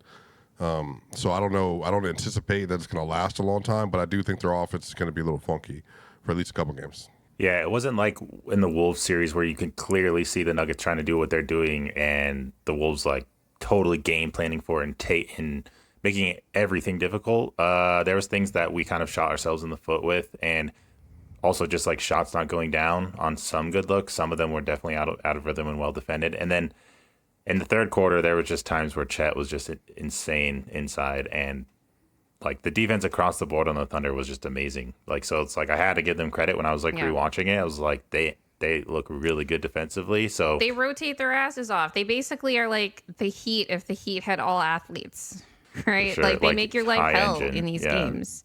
When it comes to Julian, he didn't hit any threes this game. That's why we got him. That's our hope for him. There are times where I'd say he looked pretty indecisive. And I think the idea was he would just be able to drive and get to a floater, or, he went for the reverse. That would have been nice if it went in. Unfortunately, he just didn't. But he kind of like picked up his dribble too early at times and was stuck in no man's land. And that would stall the offense and stop the ball. What were your impressions of Julian? It's just, I think he'll catch his rhythm. Like, that shot's fine. Like, he hit those versus the Pelicans last year. That's kind of what the shooting they need. Like, you're not going to have a lot of space sometimes. And that's what I'm talking about, spacing and court mapping. Look how fast they get out to Julian. Like, oh my goodness, you are not getting an open three-point opportunity, and they respond to him. So once Julian learned how to take advantage of that gravity, that's where the floaters come in. That's where the playmaking comes in for your other teammates. But really, once he starts converting three-pointers, the offense looks different. And had he hit one yesterday, the offense looks different. Had Christian hit one yesterday, the offense looks different. So that's just a part of his job. And I think that as the season goes on, he gets more and more comfortable with that role. And I think you're going to start to see Julian really pop more and more and more and more. But, you know, everybody knows shooting is about consistency. It's about flow. It's about timing.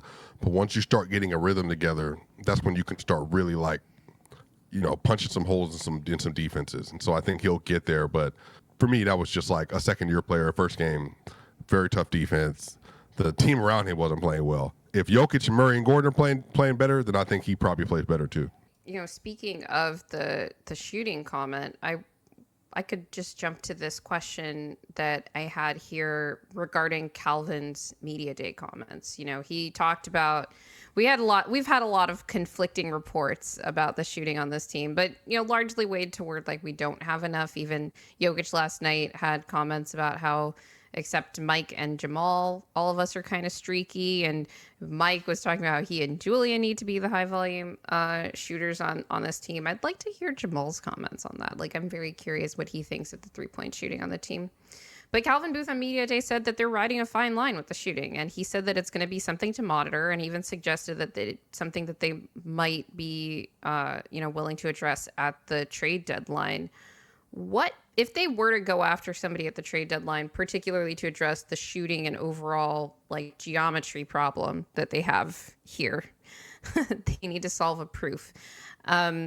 Which position do you think would benefit the most from a shooting upgrade? And do you have any specific player suggestions?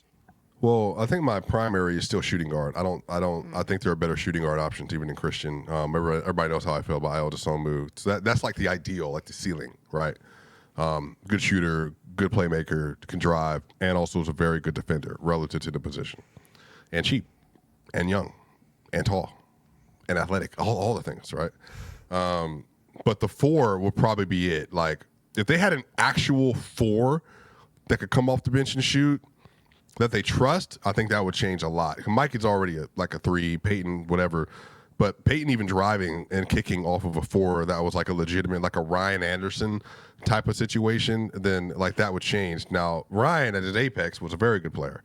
I don't necessarily want him, you know, like in the system, but I think if they had a 4 that like it was a competent enough athlete that they could genuinely like is a floor spacer, I think that would help them. And that would even give them a different look. Again, I say this again. I brought him up once. I'll bring it up again. I think Deron Holmes was that. I think that was what he was supposed to be. So he plays defense. He's a rim protector. He's athletic. He can move in space. He's a vertical spacer. Oh, and he can floor space. Like, yeah, that was the idea. So would have been like a very versatile piece. Like, wouldn't have been like a thing where you're like, well, I don't know if he can play in this lineup because they're missing X, Y, or Z. Yeah, he would have played next to Joker. He would have played next to Flacco, Saric, Zeke, anybody. So even Dario. Yeah, even Dario. And, you know, maybe Dario is a +4 yesterday because he has a rim protector behind him. I said to Matt earlier on Locked On, they're a player and a half away from where I would feel like they can beat anybody, anytime, anywhere, any place. And a half is like Julian taking that half a step, I think, to like booming. But I think the full player would be like seeing some consistent offense from Peyton, like 1,000%. But Yeah. I don't think you can rely rough on one. two of these young guys making a leap, especially like we're like we need Christian to continue to be solid as a starter. We need Peyton to take a like full leap as a player. We need Julian to, particularly I think the defense needs to improve from where it was last night. Like we talked a lot over the offseason of like we don't know where his on-ball defense is going to be because he hasn't really had to guard on ball in this game. They do a ton of switching. Julian's getting hunted a ton. And the on-ball defense, was was Not less good than on stellar. ball D in all that second unit. Yeah. So, yeah. Yeah, Would you be but Julian willing- was the one that was getting hunted. Is the Would thing? y'all be willing to trade one of those players for like a clear upgrade? I mean, it's got to be a clear upgrade, but I think we have to be. I think you have to be willing to do anything right now to maximize Jokic's prime. And here's the thing: we talked about all these like lineup things that we'd like to see Malone change, and we don't know that. Really don't expect much to change with the lineups, at least for the first 15 games. Like they're in data gathering mode for the time being. But also these players have to make a case to play them more and play them in other units. Like Mike did not have a good outing even with the starters yesterday. Yeah. Jamal didn't have a great game. For some reason, he got the most minutes on the entire team. Julian looked really shaky in that first half. Actually, the first sub off the bench was one I've been wanting to see explicitly, which is handcuffing Jamal to Christian for the most part, and then bringing in Russ and Julian off the bench. And Malone made that sub, and that is when OKC started their extended run that took them in through the end of the game. And so all of these players have to make the case that they should be playing. And so far last night, like Christian's the only player that was like, nope, keep giving me more minutes. In terms of, I was listening to you guys on Locked On, and I think Matt said it best that Christian was the only player that played above the expectation for him yesterday. And I think that's part of it is like, oh yeah, these guys aren't going to thrive in these situations, but lots of players are going to struggle in certain situations and still be able to, have flashes of like, this is how I can make myself impactful, right? Because we're not going to, this isn't a situation like we are with, like they're in with like Zeke Naji, where it's like, well, he never plays with Jokić and that's why he always struggles. It's like, you still have to like show what it is that you're going to be contributing, right? So we need those players to show up. And, I'll just like transition this into the last player we'll talk about today, which is Peyton. We talked about him playing the 4. It was not great position to put him in. I also thought that his positional defense was really bad today, and it wasn't just on SGA. Like SGA gets everybody, and he got by Peyton on one play. But I thought Peyton was like playing too far up on guys, getting blown by. Yeah. I didn't feel like he was sticking to the scouting report for the most time. He just looked kind of lost. And I want to be clear that I'm going to give him quite a bit of a pass for this game, which I think is like maybe one of the worst games I've seen from him in a while because of how out of control he looked on both ends of the ball. 3-point shot wasn't looking great, but he did miss the entire preseason. He's playing with all new guys really on this, like the second unit is all new. Christian was the only continuity there, and now he's bumped up to the starting unit. And he's coming off the hamstring injury. I don't know if it is just because he's rusty, but I'm going to give him that grace for now. But how long do you think it's going to take for us to know whether this performance is like the fact that he hasn't really improved much from last season, or if it was just preseason rust? 21 games. I think I have a pretty standard mark with stuff like that. Like first quarter of the season, you kind of got an idea of who's who and where everybody headed. And so Peyton, if he doesn't show any. Now here, the thing is, to your point, is brand new season for him. But to your point, he got beat on the rotation yesterday that gave up a 3 because he overhelped. And that's not, he helped him, then he helped them, and then he left somebody else, and then it was a wide open 3-pointer. He actually dropped his head after that. Yeah, Peyton he's a little discombobulated, but he's already proven he's legitimately like an elite defender when he is like fully locked in and all that. So 21 games in, Michael Malone said he wants Peyton to shoot 35% from three. So he's already 0-4. I want that shot form, the fact that he worked on his shot form this summer to show, because that was the most concerning thing about this game, more so than the misses, was the shot form. Like, it was like his elbow was all over the place. He was dipping, like, it looked like all the way down to his knees on that shot. I was like, oh my gosh. That was like worse than Mikal Bridges. So I doubt that that's the form that he was working on this summer. I hope that this was just like first game jitters. The fact that it was OKC, like, facing that team. I keep saying this is trial by fire. They did not pass the first test, but they have time to keep working on these things. Will, did you have any final thoughts on anybody from this game? Some of these things can be fixed. Like, you're not going to turn over the ball as much. Oklahoma City is like one of those teams that forces a lot of turnovers. They did a good job taking care of the ball in that first stint. I was like, man. Yeah. That's also like, I agreed with you. I was like, stop the count. Because you just know that that's going to change at some point. Like, even the broadcast was noting how OKC was the one struggling with turnovers and Denver was doing a good job taking care of the ball. And I'm like, this is going to change at any point. And then it did. Yeah. So I think, like, there are things that should be more fixable than others, like taking care of the ball. Maybe that's done by the rotations that are different, like you're not playing Murray and Russ, like, you know, putting lineups together that fit better so that it's more easier to flow on offense. You're not getting stopped and confused on where to go, stuff like that, and rebounding could be better. But then you just have players like Piwa and Strother and CB where we don't know where their game's evolving to and like what the ceiling is on them. Like, we all have speculations on that, and we've seen glimpses of it. So a lot of it's going to come down to how they develop across the next 21 games and then the next 21 games and so on. But it's scary because you don't want like the lifeline of the core four to be necessarily dependent on these dudes' 3-point shot. And if it's not falling, then what's the situation there? Because, like, I don't know, like, even thinking about a potential trade, their contracts are so cheap. How do you get an upgrade, you know? Well, I don't know. It would be in concert with other contracts is the thing. Yeah. But, like, It would only be one of Zeke or MPJ at this point. I just wanted to add to that because you talked about the being dependent on these like inconsistent guys' 3-point shots. I don't think that it has to be that way. One of the things that I was saying during this game last night is that look at Aaron Wiggins on OKC's bench. If both Peyton and Julian got to the point of being as controlled as Aaron Wiggins on offense in particular, against a good defense, then we have a playoff rotation, even if Julian still has to improve his on-ball defense in particular.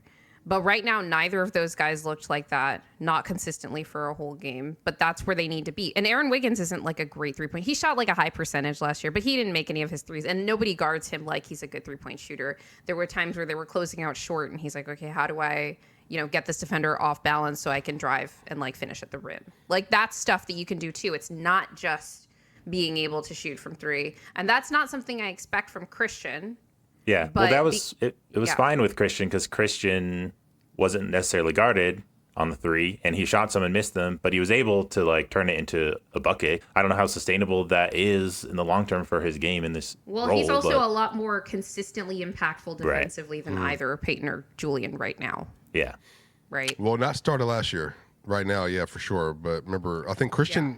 The thing to remember is Christian last year went through an ebb where start of the year it was like, like, where did this guy go? And then Peyton was the one popping off like, oh, yeah. So I think it's a little inverse this year. And Peyton just, Christian's going to have some of those games where, to your point, Grace, that dude was balling from 2. His cutting was amazing yesterday. He was even SGA staring at Joker and Christian just like, Pink Panthers behind him. We talked about how Christian's going to have a size advantage playing at shooting guard now that he doesn't have to play up a position coming off of the bench.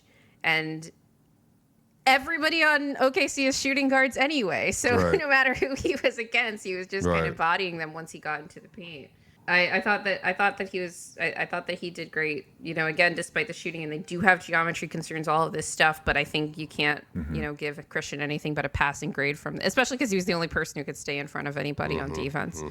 And he was really the only person that I trusted on SGA because of the concerns that I had with Peyton defensively, which is a problem. Which is why you need they need another defensive guard, though. They can't go into the playoffs like that unless because, again, if Peyton doesn't make the leap, then basically it's going to be, Russ, Strother, and it's like, okay, no other POA defenders. That's just not acceptable. Since we're on this, and I said Peyton was the last player we talk about, but I did have a question about this in particular. You talk about their need for a defensive guard. That's actually something that it's crazy because I'm just like, they need a two-way player who can shoot from three. I think that's the position that the three-point shooting could be helped with the most, even though I agree that, a shooting four would help. A shooting guard who could shoot from three and defend at a really high level. Oh, wait, we let one walk in free agency, right? But when it comes to Russ's position on the team, one of the reasons that I am, even though I rag on it a lot, I'm more forgiving generally of Malone playing the Russ and Jamal minutes is because they need to figure out how that is going to look if Russ is going to be in a playoff rotation. And he might not be, right? I think that it's possible that they determine at some point in the season that Russ is not going to be in the playoff rotation. But in your estimation, if it is determined that Russ won't be in the playoff rotation, will he be on this roster after the trade deadline? No, well, I just don't think that's feasible because then you're saying Russ, Julian, maybe, Peyton, maybe, Sarge, no, Zeke, no. So that means you have two maybes in your playoff rotation and two no's of your real 9. That's just not the way basketball works. So he would have to be gone. They would have to have another point guard, and they would have to have another player they can bring off the bench to give them at least 7.5 to 8.5 players. And currently, as it stands, that's just not the way it's looking. So unless the Nuggets just want to be the 4 seed, play the Suns in the first round, and they're out in the first round, and then now everybody, Booth is now re-signed. That just can't be the case. Out in the first round to the Suns would actually be my apocalypse. Anybody else, literally anybody else. Okay, Will, would you like to introduce our next segment so that we can talk about more of the broad strokes? Yeah, I mean, there were some quotes by Jokić that were going around. Obviously, I'm sure people know what that was. So let's go into the segment, the stories of the year. We've been talking about the Nuggets' first game and some of the questions we have, but let's just go straight to it. And I'll ask you both, what do you think the Nuggets' most impactful story or question of the year is going to be this season? My question is Peyton Watson ready to be a high-impact playoff player? I talked about this already, his floor as a player in general, being consistent is going to be really important for a playoff rotation because when it comes to building those rotations, it's about not making mistakes. But when it comes to Peyton, we saw last year, he was not an every series player. And we need at least one player off the bench to be an every series player. I think most of that really is the offense. To be clear, I do think that the defensive concerns in Game 1 were a lot more to do with rust from having missed the preseason. He hasn't played basketball in the NBA basketball since basically before the playoffs last year. So I need to see a little bit more from him on that end. Calvin Booth at Media Day alluded to some critiques about how Peyton had an opportunity last year because of how, as you mentioned, Swipa, he opened the season just he came out the gates just a ball of energy, especially after he started the season off slow. Malone issued a challenge to him, and then from then until basically February, he was coming in, bringing energy off the bench, even in a bad offensive night, which was really most nights. He was bringing a lot of impact defensively, off the bench. But in addition to that, we got to see not just flashes, but some moderately sized stretches of wow, Peyton's offense. He has this free throw line jumper that he's comfortable getting to. He can make a 3 every now and then, even if the shot form is completely untrustworthy. He can slash in transition and play make out of that, all of this stuff. But then he ended really slow to close the season. It was basically from a little bit before the trade deadline and on. And at media day, Calvin Booth said, like, yeah, and he ended slow. And I think that he needs to be just incredibly consistent with his work because he has a really big opportunity in front of him. And I completely agree, right? We have decisions coming up starting next year, as I alluded to with Christian Braun, on which or how much to pay both of those players who occupy a similar role on this team, as you're a high impact defender and a role player that is probably going to be, playing at least some minutes like off the bench and next to Jokić. And we also have issues that we've already talked about that need to be addressed via trade. And I think that the question of, are we getting a consistent, impact enough to continue investing in both of these guys enough to justify not upgrading one of these positions that we need to address. But I want the Nuggets to be the team that enjoys Peyton's upside because I still do believe in that. I saw way too much of it last year to think that is just gone. And again, like rusty preseason and all of that. So I think that Peyton Watson is going to be the most, one of the most impactful stories of the team this year. Yeah, I think that's fair. Obviously, everybody knows I'm a big Peyton guy. So I think it's going to be Jamal. Yeah. If Jamal's healthy, if Jamal's playing well, if Jamal's floor is 20-7 this year consistently, then if Jamal plays 65 games, they'll go around 50-15 in those games because they were 44-15, I believe. And they were on a 61-win pace when he played last year in the 59 games. They are just a very good team when he is at his floor, which is 20-7. But when he gets to 4-14 and 3-12, then it drops it. And then when he gets to 36 points, it gets even here. Like Jamal just has to find a way to live between here. And that's just going to be the request that we have of him for somebody making all-star money who has all-star talent. Like that's what De'Aaron Fox does. That's not even an elite point guard. I think they're in the same tier. I think, that's what players like obviously Trae Young do, Tyrese Halliburton. There's just a floor. And it's going to get crazy if it doesn't have because you already kind of hear how people are and all that kind of stuff. And then it's obviously like the team, it's going to wear on the team. Like Booth has talked about his conditioning.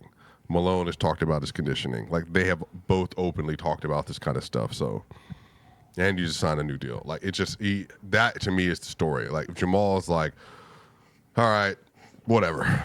The Clippers are up. Here's 24, 5-7, 4-9 from 3, cooking. Plus 19. Yeah, we're back. You know what I mean? Everybody's locked in, and then he does what he needs to do versus the little Raptors and this and that, and like he's able to boom, boom, boom. Then he can just build up a little bit of some equity.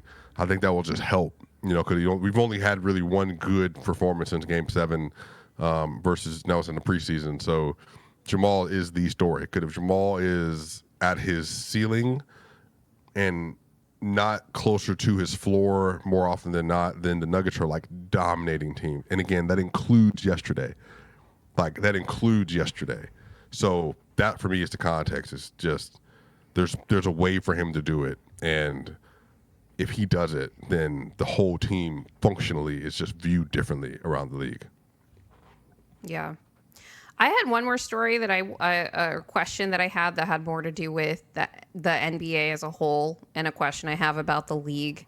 And that's really like how dead small ball truly is. We talked a lot about this summer how all of the teams got bigger, literally all of them, even OKC, who's out there fighting the good fight. And we saw it last night. Again, crowding the Pete and doing the best that they could to, keep the Nuggets at bay. And, they did a good job of that. They went out and they got Isaiah Hartenstein this last summer.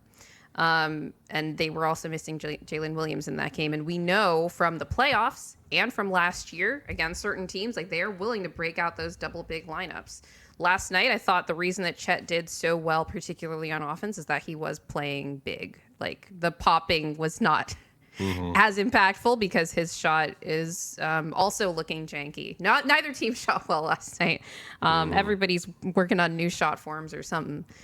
But yeah, every other team got bigger. We got Zach Edey in on Memphis. We have too many centers on the Portland Trailblazers. The Minnesota Timberwolves are the only team in the division that got smaller. We went out and gave a taxpayer MLE to Dario Saric. Even though, I thought maybe like he might have been gettable on a minimum, but not the way that centers were getting paid this summer. And I'm very curious. Even the Warriors are starting with Kuminga at small forward right now, with Trace Jackson Davis and Draymond. Like every team seems to be,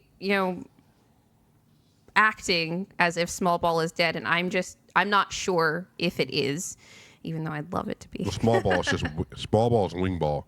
The Celtics can play small ball, but my small ball is bigger than your, everyone's big and athletic. That was going to be my answer. Right. Yeah. So that's Jason definitely Tatum's 6'10". Like, yeah, call it small ball if you want. Well, I mean, he is a power forward, but he doesn't play like one. Well, he's a tweener. I mean, Jason is a 3, but he's a 4. He gets away with that in the East, though. Yeah. I mean, they can put him on centers. Well, the thing of Tatum is in the West though. Like Tatum she's so big and strong that like I think she would struggle against 5s, but against 4s, like he could play against 4s for sure. But defensively, yeah. Low there man, aren't that many like 4s that play like 4s is the thing. A lot of them play like Tatum does. Julius does, that's for sure. Yeah, but Julius bodies Giannis. Like he plays like a 4 for sure. Really curious about how that they continue to grow that fit in Minnesota. Are there any trends that you think you'll be watching with the league this year? Overall trends in the game? I guess the 3-point shooting, but I'm not, whatever. Yeah. It is what it is with that. Yeah. Trends. Yeah, I think how good everybody actually is. The Knicks, the Wolves, the Thunder. Yeah. There's a lot of projection with that stuff. But I actually want to know how good everybody, including for myself, how good is every Dallas? How good is everybody actually once you get into the meat and potatoes of the season? So just kind of curious to see like who's going to be the team that falls this year. Who drops from the top to the mid to the bottom. Everybody can't be good because like these teams all have to play each other, right? I mean, Boston can continue to just like roll everybody.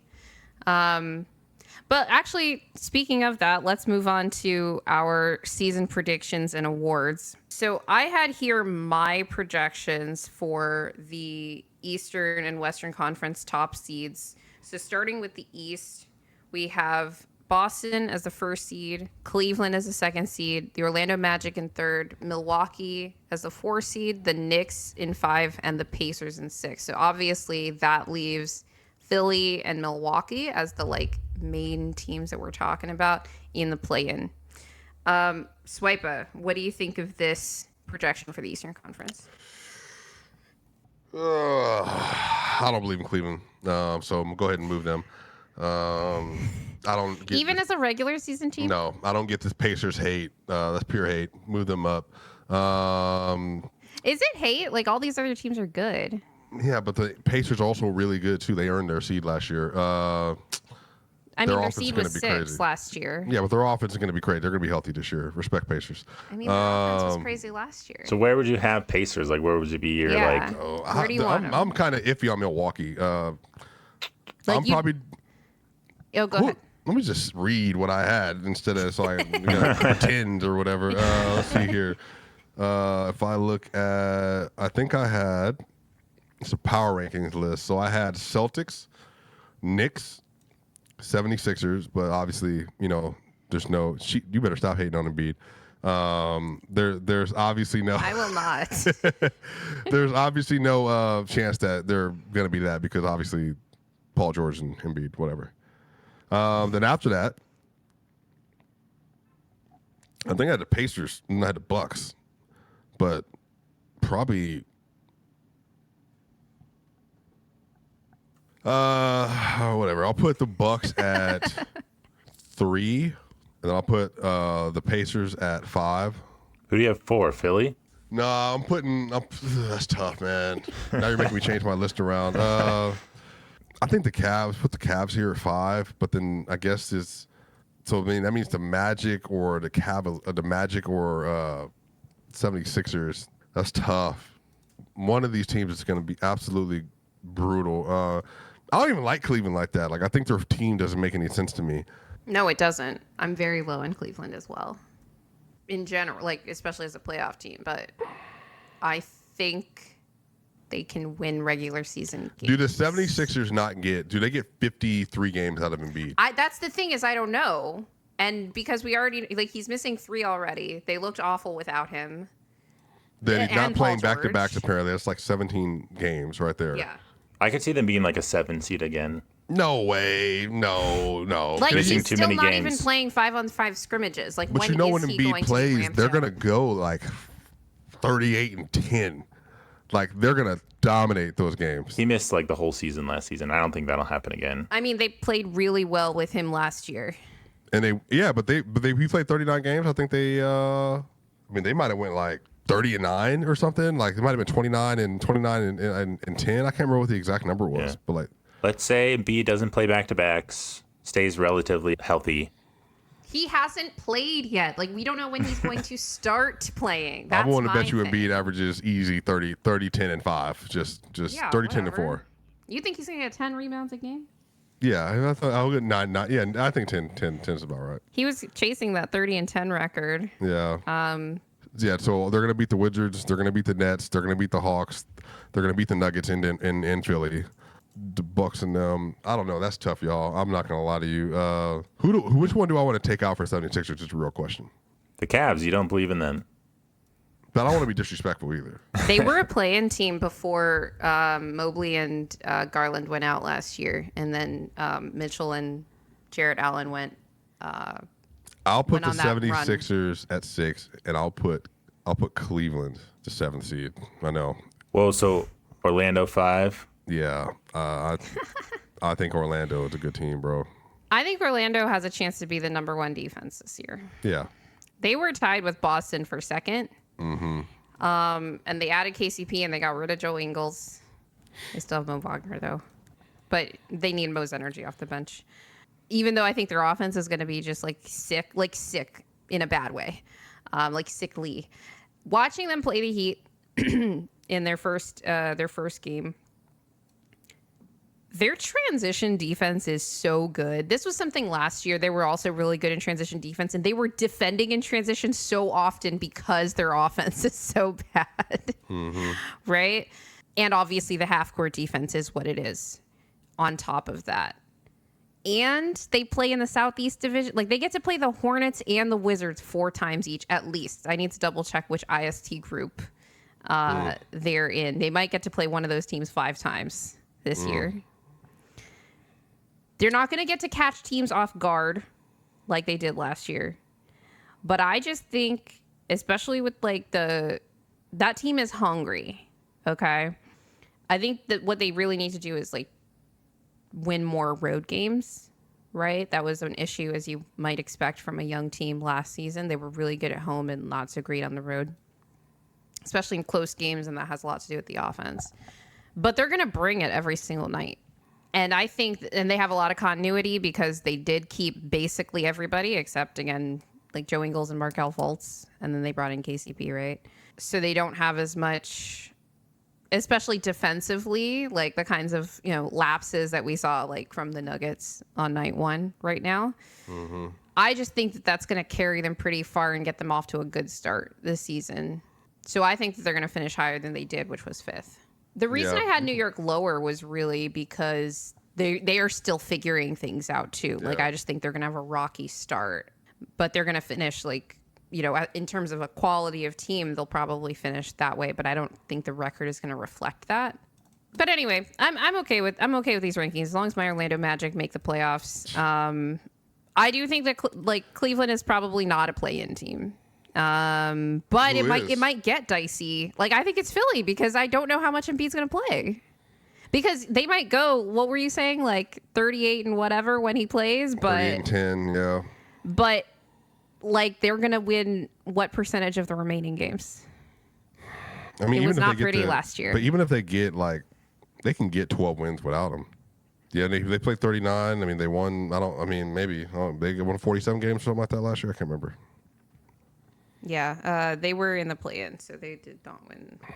That's a horrible I don't playing think team it to play. Yeah. was as the Miami Heat were. Paul Especially when George and Embiid Embiid comes and back. Maxey and a one-game sample size. Oh yeah, 47. They were tied because the Magic, Pacers, and Sixers all tied for wins last year. Let's just leave the East at this. Swipa, you can react to this is Grace's West top 6 right now. So I've got OKC at 1, Denver at 2, Dallas at 3, Phoenix at 4, the Timberwolves at 5, and the Clippers at 6, which might be controversial. James Harden has never missed the playoffs. But he has nobody else on that He might team. not be on that team after the trade deadline is the thing. Like, I don't know. That's the other. He might not miss the playoffs, but he might not be on that team. But that's really the only thing I've got carrying the Clippers there. What do you think? Yeah, my power rankings had Thunder, Nuggets, Mavs, Wolves, Suns, and then I had the Grizzlies. But that's power rankings. And then after that, I had the Lakers. I had the Pelicans, then the Rockets. So the Clippers are going to be it's going to be a tough battle. Yeah, for them. you're right. Actually, get the Clippers out of there. Memphis should absolutely be in the top 6. Yeah, Memphis Yeah, could I have actually that be too. ahead of Phoenix, but I think Phoenix improved as a regular season team. It's just like my questions with the reason I don't have them top 4 is because I don't trust the health. Okay, what are you doing with the Kings then? Playing again. Yeah, So they're okay. Yeah, that's tough. Yeah, that's tough. DeMar is a great player. I don't know if he makes that team better. Regular season better. Yeah, even regular season better. De'Aaron Monk with DeRozan and Keegan Murray and Sabonis I mean, they and just Keon lost Ellis. last night. Yeah, I know, but the Wolves are going to be in there too. Who do you think the Kings are going to win more games than of this list? Is the thing. I mean, it could be everybody except for OKC. I mean, possibly Everybody. You think Sac could be the second they seed? could but I was not impressed with them in the preseason, and it had nothing to do with their win record. Just watching all those guys on the floor, I'm like, they're still learning how to play together too. And it's not just like DeRozan with everybody else. I mean, it's one game. Minnesota and Denver have not shown that they're. I mean, I wasn't talking about the game last night. I mean, preseason in general. Minnesota looks like could falter. Denver, I still believe in, but it's like, damn. Like I was more considering them at the 3 or 4 seed like this season. Who? Denver. Yeah. My thing is just like, I kind of know what I'll get from this team once they figure things out. I don't trust the other teams to be consistent for a variety of reasons. So I think like we'll be in the mix for second. So why not second? Yeah, the Lakers too are going to be in here somewhere. it could be. Man, one of these teams is gonna like have a very harsh reckoning. Is JJ Redick the next Pat Riley? I don't know about that. Minnesota Phoenix again. Oh, true. Maybe has a different outcome. Denver Lakers again. No. True. It's gonna be like OKC versus the Rockets or something. Well, you do know the Lakers are not getting past the Thunder this year, right? Like last year was their chance to be the 8th seed. Yeah. I don't know. We'll see with JJ. LeBron's a force. I mean, that LeBron and So is AD. Chet. Yeah, I'm taking LeBron. not even a conversation. I can't take LeBron for a full game anymore. Game Yes. in a 16-game playoff format. I couldn't take him in game 1 of the regular season. Well, with yeah, it's Bronny game 1. watching. Which game in the playoffs last year did you think LeBron was good for the entire game? I think LeBron was great in the entire first round. Nah, he wasn't good in the fourth quarters. Actually, game 1, he was great in the fourth quarter. He wasn't great in the third quarter. He got a little tired. Yeah, well, yeah, I'm sorry I had to carry a load for everybody over here. Well, yeah, because it's the Lakers. That's the thing is I can't take him for a full game, and he has to for that team. Come on, what are we talking about? I mean, AD just just see the play finisher so you get the ball in the fourth. Anyway, yeah. Okay, let's move on to our awards. Yeah. Let's just go through all right, quick so awards. we're gonna do the major awards. Will, since you already had yours written down, why don't you start? Sure. We'll do Will, Swipa, and then me. And if we have any major disagreements, we'll. So I did Luka them. MVP, Bam Defensive Player of the Year. I did Reed Shepherd for Rookie, Malik Monk for Sixth Man, and I'm gonna do Presti for Executive of the Year. Rookie of the Year. I said Reed Shepherd, but I don't know how much playing time he's going to get anymore. So whatever, just put Shepherd. I had Monk, Sixth Man, and then I had for Executive of the Year. Couldn't be in Presti again until Calvin Booth makes a trade for Franz or something. Oh my God! What? It's probably it could be Dallas too, but just Presti's fine. Okay. And then what else do you need? Defensive Player of the Year. Oh. Wemby, Bam. No, I wrote that AD. down too, but I don't want to just give it to Wemby. I don't think it's gonna be Wemby. Rudy It's again. seeding. No. It's not I just wanna- the seeding. It's like the defense. The defense of that team is like not gonna be good. Yeah, but that doesn't matter though. He can average 5 stocks a game. They're just not. They're going to say they're like top 5, but he's on the court. He averages 5 stocks a game. Did you see what he did on this highlight? Bam's my favorite defender in the world, but Chet's a sneaky one too. If they win 61 games this year, top 2 defense, Chet's a sneaky one. I'll do that. I'll put Chet. I'll be different. What do you got for MVP? I think I put Jokić. Otherwise, Nuggets aren't winning anything. I've got Jason Tatum for MVP, Oh my gosh. and I'll tell you why. ESPN Grace. Go ahead. No. I'll tell you why. The Celtics already aren't as impressive defensively as they were last year. This feels very like championship hangover in that they've been really good offensively though. Raining threes. Tatum's going to get his numbers this year, unlike last, and they're going to have the best record in the NBA. And they've been wanting an American MVP for a long time. It's not going to be Ant this year. I think that if Tatum gives them the numbers that they want, they're going to give him the MVP. So I'm going to say Jason Tatum. Especially with Kristaps Porzingis is out for half the year, and yet Boston's still rolling. Like, you can already see that narrative starting to form. If it's not Tatum, I think it could be Luka. But I think SGA is not going to have, mostly because I don't think SGA is going to have the numbers that he did last year. In part because of the spacing on this team when Isaiah Hartenstein comes back. And I think it's going to go to one of the 2 guys that they've been wanting to give it to for the last couple of years, which is Tatum or Luka. And I don't trust the Mavs record. So I think that Tatum's going to have the better argument. And you also have Chet for I DPOY. do. I have Chet for DPOY. Yeah, so again, Tatum, I have Chet for DPOY because I think OKC is going to be amazing defense. And if it's not him, I think it could be Evan Mobley. He was 3rd in DPOY voting 2 years ago. Even though he led the league in defensive win shares. Cleveland was, I believe, 3rd in defense that year. Jaren Jackson Jr. got the award because of the stocks. Mostly the blocks, right? But I think even though Minnesota might end up being again a top defense, they might end up number 1. They don't want to give it to Rudy again, so it's going to go to, in my mind, either if Cleveland can again get back to that defensive level, it's going to be him or Chet, and that'll be an interesting, race for the year. Rookie of the year, I've got Edie. He fouled out of their first game, which I thought was kind of funny, but Edie is the only rookie besides Bub Carrington on the Wizards who is starting on his team. Thus, it's going to be Zach Edey. He's going to have the opportunities. And Bub Carrington, unfortunately, has to play next to Jordan Poole. So he's not going to have the opportunities. For 6 man, I've also got Malik Monk for reasons that are obvious. He was 2nd last year. Spark plug off the bench. One of the arguments I thought both he and Nas both had last year is that they allow their team to have a continuity of play style when those guys come off the bench because of how they fit into the system that their teams play. And then, Executive of the Year, I've also got Presti. So there's a lot of agreement here. But for the top awards, a little bit more contentious. It's great how you which is not win usually how it Executive of the is. Year in the off season every year. Yeah. It's a weird award. I've never been happy with that We one. had a whole discussion on this last year. Yeah.